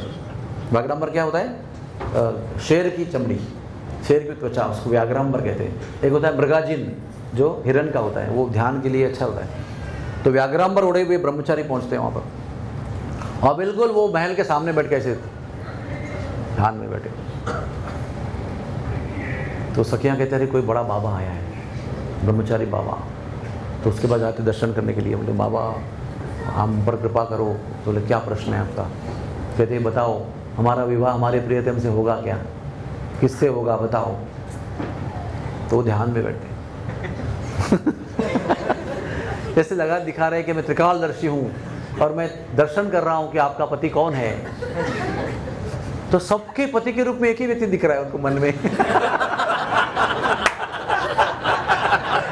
तो वो कह रहे हैं कि बताओ क्या। तो गोपियाँ अभी संकोच में आ जाते हैं, अरे वो तो साक्षात अगर त्रिकालदर्शी है तो इस सबके सामने नाम बोलेगा तो अच्छा नहीं है, संकोच हो जाता है। नहीं पता। बहुत लंबी लीला है। तो उसके बाद में वो बोलते हैं कि देखो आपको अगर अपने प्रियतम के साथ विवाह होना है, जिसका मैं नाम, आपको संकोच है, मुझे भी संकोच है बताने में, आपको बहुत सारा दान देना पड़ेगा मुझे, बहुत सारी लंबी लिस्ट है वो। और फिर कहता है, फिर वो ना गोपियाँ थोड़ा सा क्या कहते हैं ना हमारी भाषा में पक जाती है, मतलब वो ऐसा वो बातें बनाते रहते हैं ना, तो उनको लगता है कि देखो महाराज जी आप बहुत ज़्यादा खींच रहे हो। अगर आप सच्चे त्रिकालदर्शी हो, अगर आप में सच में आपने अगर हमारे होने वाले पति का जो हम चाहते हैं उसका दर्शन किया होगा मन में, तो आप ध्यान लगाओ और आपके ध्यान से हमारे प्रियतम यहाँ प्रकट होने चाहिए। अभी आ गई समस्या, प्रियतम तो वही है, प्रकट कैसे करें? तो हमारे प्रियतम में बहुत होशियार है। वो कहते हैं एक शर्त है, आप सब लोग आंख बंद कर ध्यान लगाओ, बिल्कुल आंख नहीं खोलना है आपको, और बिल्कुल अंदर जाना है आपको, बाहर कुछ सोचना ही नहीं आपको। तो वो जैसे ही ध्यान में बैठ जाती है, ये तुरंत भाग जाते हैं, सारा बेस उतार देते हैं और मुरली लेके खड़े होते हैं, और बोलते हैं अभी आप आंखें खोलो।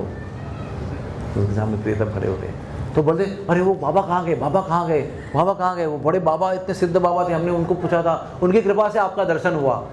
बोले मैंने तो बाबा को नहीं देखा, मैं तो यहीं पर आपको मिलने आ रहा था, आ गया मिलने के लिए। ये भी लीला भानु महल में हुई थी। हाँ, ऐसे अनंत लीलाएं हैं। मेहंदी वाली देखो, आप वो चित्रपट भी देखते ना, वो इस्कॉन में बहुत सारे चित्रपट हैं।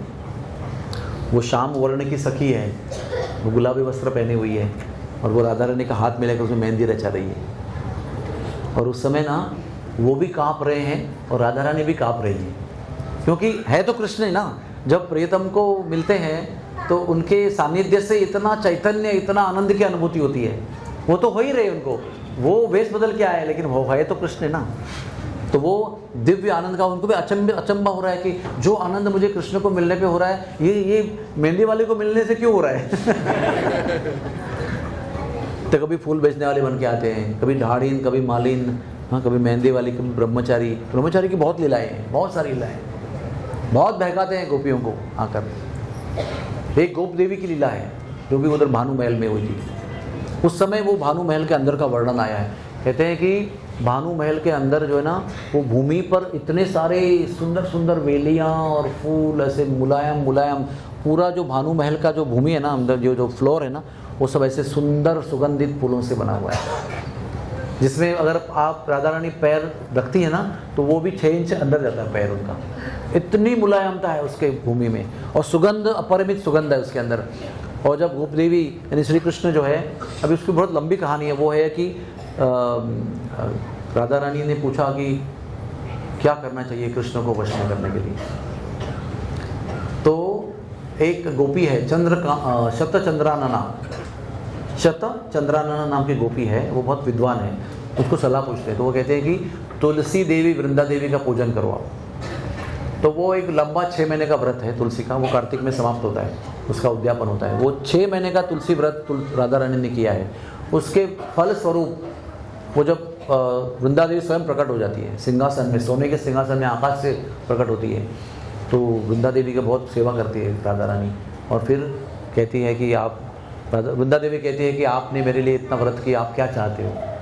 तो वो कहते हैं आप तो जानते हो मैं क्या चाहती हूँ। तो मैं कहती हूँ मैं जानती हूँ आप क्या चाहते हो, आपको आपके इष्ट जो है वो बहुत जल्द प्राप्त हो जाएंगे। तो कृष्ण को पता था कि राधा रानी ने मेरे लिए तो वृंदा देवी का व्रत किया है, तो कृष्ण उनकी एक बार आखिरी परीक्षा करना चाहते थे। तो वो गोप देवी का रूप धारण करके वहाँ पहुँचे, और गोप देवी का रूप धारण करने के जब गए तो गोप देवी क्या देख रही है वृषभानु महल में, उसका वर्णन गर्ग संहिता में आता है। इतना सुंदर मिस्टी एटमॉस्फेयर है, बहुत सुगंधित सब वातावरण है, राधा रानी उसमें चल रही है, विहार कर रही है, ऐसे वन में ही विहार कर रही है, ऐसे महल का स्थिति है। तो अंदर जाती है तो उसको देखकर राधा रानी कांपने लगती है, गोप देवी को देखकर। ना सौंदर्य, ना आभा, ना प्रेम, तो वो ना उसको छोड़ ही सकती है, उसको ना इतना आलिंगन देती है। उसको आलिंगन देने के बाद में बड़ा दिव्य अनुभव होता है, तो आलिंगन छोड़ ही नहीं रही है।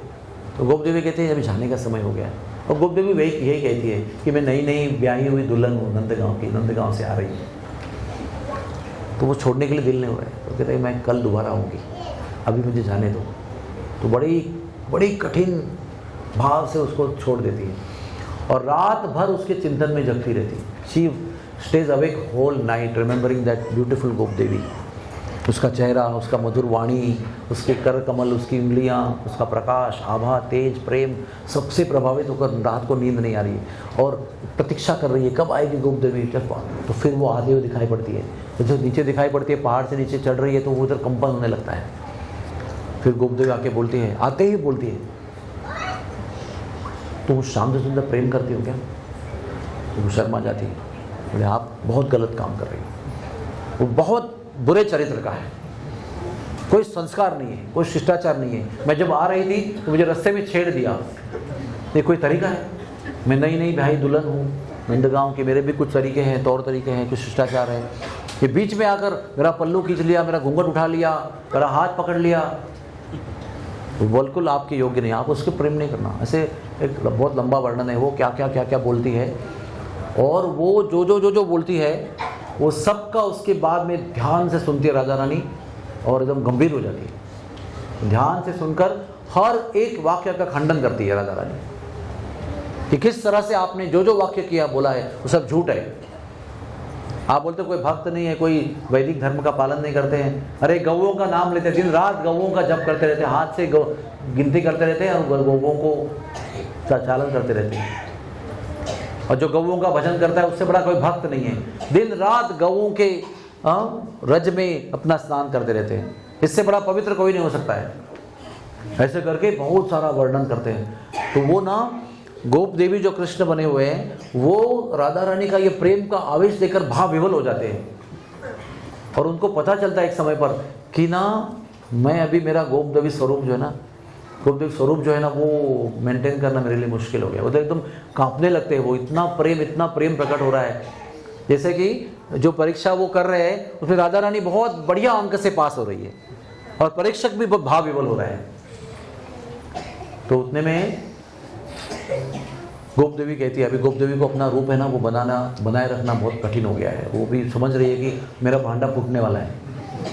तो वो कहती है, अगर तुम्हें कृष्ण पर, श्याम सुंदर पर, गोपाल पर इतना प्रेम है तो अभी आंख बंद करो और ध्यान करो उसका। अगर आपके ध्यान में, उसके प्रेम में इतनी शक्ति है, और उस ध्यान के शक्ति से अगर वो यहाँ प्रकट हो जाए, तो मैं मान लो कि आपका प्रेम इतना सच्चा और श्रेष्ठ है। तो उसको समय चाहिए ड्रेस चेंज करने के लिए। तो राधा रानी इतनी भोली भाली अचानक गंभीर होकर ध्यान लगाती है, और ध्यान में भी विवल हो जाती है कृष्ण के ध्यान में। तुरंत जाकर गोप देवी का वस्त्र उतार के फेंक देते हैं, और मुरली लेकर आ जाते हैं और पुकारते हैं, राधे हे वृषभानु नंदिनी। तो आँख खोलती है तो सामने कृष्ण खड़े हैं, भाव विवल होकर आलिंगन देती है, और कृष्ण कहते हैं, कौन आया था अभी तुम्हारे पास? तो कहते गोप देवी आई थी, बहुत सारी बारें आपके बारे में कह रही थी। भले कभी वो उल्टा के साथ, दुष्ट स्त्री के साथ कभी बात नहीं करना, बहुत दुष्टा है वो, बहुत कपटी स्त्री है वो, हमारे यहाँ नई ब्याही हुई है, कभी भी आगे उससे न मिलना। ऐसे ऐसे सुंदर लीलाएं वहाँ पर होती हैं। अभी आप मुझे बताइए, कंस का वहाँ पर प्रवेश नहीं हुआ कभी। राधा रानी की इतनी शक्ति है कि कंस उसको ढूंढते ढूंढते कृष्ण को मारने के लिए आया था, बरसाना के रास्ते से नंदगांव जाना पड़ता है आज भी। तो बरसाना क्षेत्र में प्रवेश करते ही कन्या बन गया, वो स्त्री बन गया, कभी भी उसके आगे आया नहीं वो भी एक लंबी कहानी है। फिर भी कहना चाहता हूँ कि कंस भी आकर स्त्री बन गया, उसके पश्चात कंस को धमकाया गया राधा रानी के द्वारा, दोबारा तुम या तुम्हारा कोई आदमी यहाँ पर आना नहीं चाहिए। तो कंस ने वादा किया कि मैं और मेरा कोई राक्षस यहाँ पर नहीं आएगा। क्यों? ऐसी चटपटी लीला हो रही है, उसमें राक्षस आ सकता है क्या? Can it be interrupted by one demon? हा हा हा हा करके फिर वो गए, वो लीला को छोड़कर जाएंगे, उसको गला दबाएंगे, मुंह में हाथ डालेंगे, कुछ भी करेंगे, उसको मारेंगे, फिर जमुना स्नान करेंगे। कितना बड़ा व्यत्यय है लीला में, नहीं हो सकता है। सारे ब्रज में लीलाएं होती है, और एक टाइप की होती है। वहाँ पर सब जो है राक्षस भी आ सकते हैं बीच में। तो भोजन कर रहे हैं, गौचारण कर रहे हैं, अचानक धेनु आ गया, अचानक वो आ गया, अचानक केशी आ गया, हो सकता है। लेकिन बरसाने में, नंदगांव में, जावट में नहीं हो सकता है। वहाँ की जो लीलाओं का स्टैंडर्ड है, जो उत्कटता है, जो गहराई है, जो दिव्यता है, वो किसी भी कीमत पर खंडित नहीं हो सकती। इसलिए पूरे ब्रज के इतिहास में बरसाना, नंदगांव, जावट, कोकिलावन, ये क्षेत्र में कभी भी राक्षस नहीं आए। वहाँ पर नंदगांव में शाप था शांडिल्य मुनि का, जो भी आएगा राक्षस पत्थर बन जाएगा। तो पत्थर आए कंस के सेनापति, तो वो पत्थर बन गए। हाउ बिलाऊ, पता है ना आपको? 4 मूर्तियाँ बड़ी पत्थर की बनी, तो दोनों तरफ से। तो बताओ, कंस कृष्ण से अधिक भयभीत था कि राधा रानी से? इसका प्रूफ क्या है? इसका प्रूफ ये है कि भयभीत तो था वो, उसके हाथ से मृत्यु होने वाली है, लेकिन राक्षस भेजने का साहस करता था वो हमेशा। अगर डरता था तो वो चुपचाप बैठेगा ना, भाई मेरे पास आके मुझे मारना नहीं चाहिए, भाई मैं कुछ नहीं करूँ, शांत बैठूंगा। लेकिन जगह जगह पर, कण कण पे उसने हर दिन राक्षस भेजे, लेकिन राधा रानी के धाम में दोबारा आने की हिम्मत नहीं की उसने, कुछ नहीं किया। उसके बाद में बस एक बार राधा रानी ने उत्शाप दे दिया, इस कुंड में कूदो फिर पुरुष शरीर प्राप्त होगा। उधर कूदा, बेचारा उसका घोड़ा भी घोड़ी बन गया था। वो घोड़ी को बैठ गई, कूदा उसके अंदर, घोड़ी भी घोड़ा बन गया, वो भी पुरुष बन गया। जो भागा पीछे मुड़कर देखा नहीं कभी उसने, क्यों पीछे मुड़कर आया भी नहीं कभी। तो वास्तविक राधा रानी का ज़्यादा भय था उसका, कोई प्रयत्न नहीं किया आगे वहाँ पर प्रवेश करने का। तो ये बरसाना क्षेत्र है। वृंदावन धाम की, जैसे कि दूध एक होता है और एक मक्खन होता है, एक दूध का स्वाद है और एक मक्खन संपृक्त स्वाद है, वैसे वृंदावन जो है दूध की तरह है, बहुत दिव्य, और बरसाना जो है वो मक्खन की तरह है। इसका संपृक्त स्वाद जो अतुलनीय है, इनकम्पेरेबल है। समय बहुत हो गया है, संक्षेप में थोड़ा सा उल्लेख करते हैं। दानगढ़ में ये 4 हेड है ब्रह्मा जी के। भानुगढ़ में अनंत लीलाएं हैं, वैसे दानगढ़ में दान की लीलाएं हैं। वहाँ पर ना याचक बनकर श्री कृष्ण राधा रानी से याचना करते हैं, भिक्षा मांगते हैं, प्रेम की, रति की भिक्षा मांगते हैं। और बहुत सारी दान लीलाएं वहाँ पर हुई हैं। विलासगढ़ में विलास करते हैं, झूला झूलते हैं, रास खेलते हैं, बहुत सारी लीलाएं वहाँ पर है। विकली महाराज ने लीला सुनाई कि वहाँ पर भगवान ने एक बार उनको प्रवेश नहीं दिया लीला में। वो सब मट्टी में रेत में खेल रहे थे, तो उनको बोला हमको भी आना है, यहाँ पर आपको प्रवेश नहीं है। तो भगवान ने वहाँ पर श्याम सुंदर जी ने रेत का स्टॉर्म बना दिया पूरा। वो तो होता ना सऊदी अरब में, होता ना रेगिस्तान में, सैंड स्टॉर्म बना दिया। उस सैंड स्टॉर्म में सब अदृश्य हो गए, कोई दिखाई नहीं पड़ रहा था। उस सारे भ्रम के अदृश्यता में राधा रानी को जाकर श्याम सुंदर ने आलिंगन दिया, और राधा रानी बहुत प्रसन्न हो गई। और कुछ देर बाद में वो सैंड स्टॉर्म अदृश्य हो गया और श्याम सुंदर भी अदृश्य हो गए। और सब लोग इतने परेशान थे ना कि उनका वो लीला चल रहा था, वो भंग हो गया। ललिता परेशान, विशाखा परेशान। तो राधा रानी के पास भाग के आई, देखा तो वो फिर परेशान होनी चाहिए, लेकिन राधा रानी बहुत प्रसन्न और आनंदित थी। तो सब समझ गए क्यों।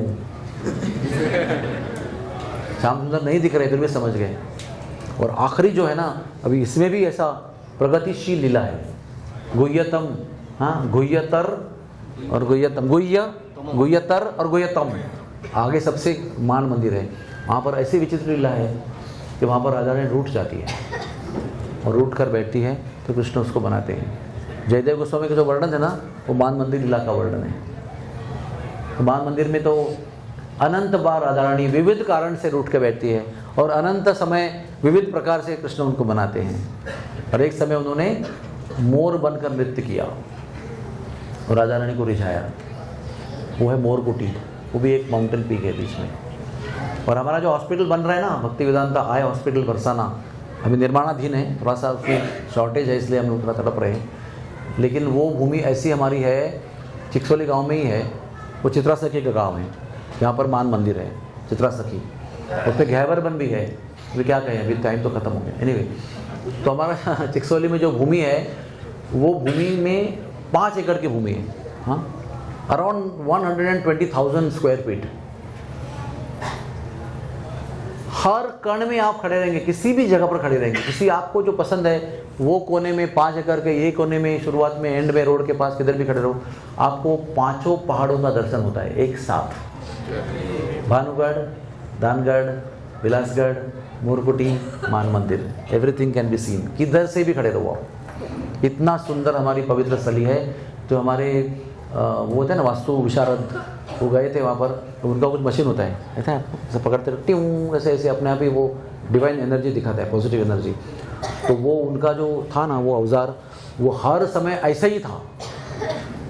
It could not move together only. वो कितना कोशिश करते भी वो इतनी वाइब्रेशन तेज है कि वो ऐसे ही खड़ा है। उन्होंने कहा कि आपके भूमि में इतनी पॉजिटिव वाइब्रेशन है, आप मैं वर्णन नहीं कर सकता, उन्होंने बताया। और एक पेड़ के पास गए तो उधर बहुत ज़्यादा, वो कहते हैं इस पेड़ पर बहुत सारे महान संत जो है सूक्ष्म रूप में भजन कर रहे हैं राधा रानी का। इसको पहले आप चबूतरा बनाओ, सबसे पहले चबूतरा उसका बनाया, उसके ऊपर कथा करने के लिए जगह बनाया, बहुत बैठने के लिए जगह बनाया, और रोज़ इसके पूजन करो। हम हफ्ते में एक बार वहाँ पर कीर्तन करते हैं राधा रानी को, क्योंकि सामने राधा रानी है, ऐसे पेड़ के सामने राधा रानी का मंदिर है, वहाँ पूजन करते हैं, दीपक जलाते हैं, और वो पेड़ को बहुत संभाल के रखा है हमने। ऐसे 4 पेड़ हमारी भूमि में हैं। वो कहते हैं कि कम से कम 700-800 साल पुराना पेड़ है वो। इतना विशाल पेड़ आपको पूरे ब्रज में मैंने कभी देखा नहीं, इतना विशाल विस्तार है उसका। तो हर तरफ से, हर कोने से हमारी जो भूमि है बहुत पवित्र और बहुत दिव्य भूमि है। उसमें अभी हम आँखों का अस्पताल बना रहे हैं। तो ये बताने का कारण क्या है कि ब्रज में केवल जाना नहीं चाहिए, ब्रज जाकर सेवा भी करनी चाहिए। ब्रज भूमि की, ब्रजवासियों की ब्रज भाव से सेवा करनी चाहिए, तब जाकर राधा रानी की कृपा प्राप्त होती है। मंदिर में जाना ही चाहिए, मत्था टेकना चाहिए, प्रणाम करना चाहिए, प्रार्थना करनी चाहिए, लेकिन वास्तविक संपर्क जो है वो सेवा के माध्यम से ही होता है। हमारा पूरा भक्ति का जीवन जो है वो सेवा भाव का स्थायी भाव है। उसका foundational element is seva bhav. Without service there is nothing called Krishna consciousness. तो आइए मैं राधा रानी से प्रार्थना करता हूँ कि आप सब लोग बरसाने में आए और बरसाने में धाम सेवा, ब्रजवासी सेवा में आप जुड़ जाएं। एक बार में चिरंतन समय के लिए, शाश्वत समय के लिए, इस जीवन काल के समय के लिए सेवा में जुड़ जाए। राधा रानी की स्मृति आपकी हमेशा बनी रहे। दिन रात आप राधा रानी को प्रार्थना करने में लगे रहे। राधे किशोरी दया करो, बोलो राधे किशोरी दया करो, राधे किशोरी दया करो, राधे किशोरी दया करो। हृदय से पुकारो, हाँ, हृदय के कशिश से पुकारो, भाव से पुकारो, असहाय होकर पुकारो। वो कृपा करेंगी, गुरु जी के माध्यम से कृपा करेगी, नहीं कृपा बरसाएगी। जय जय श्री राधे।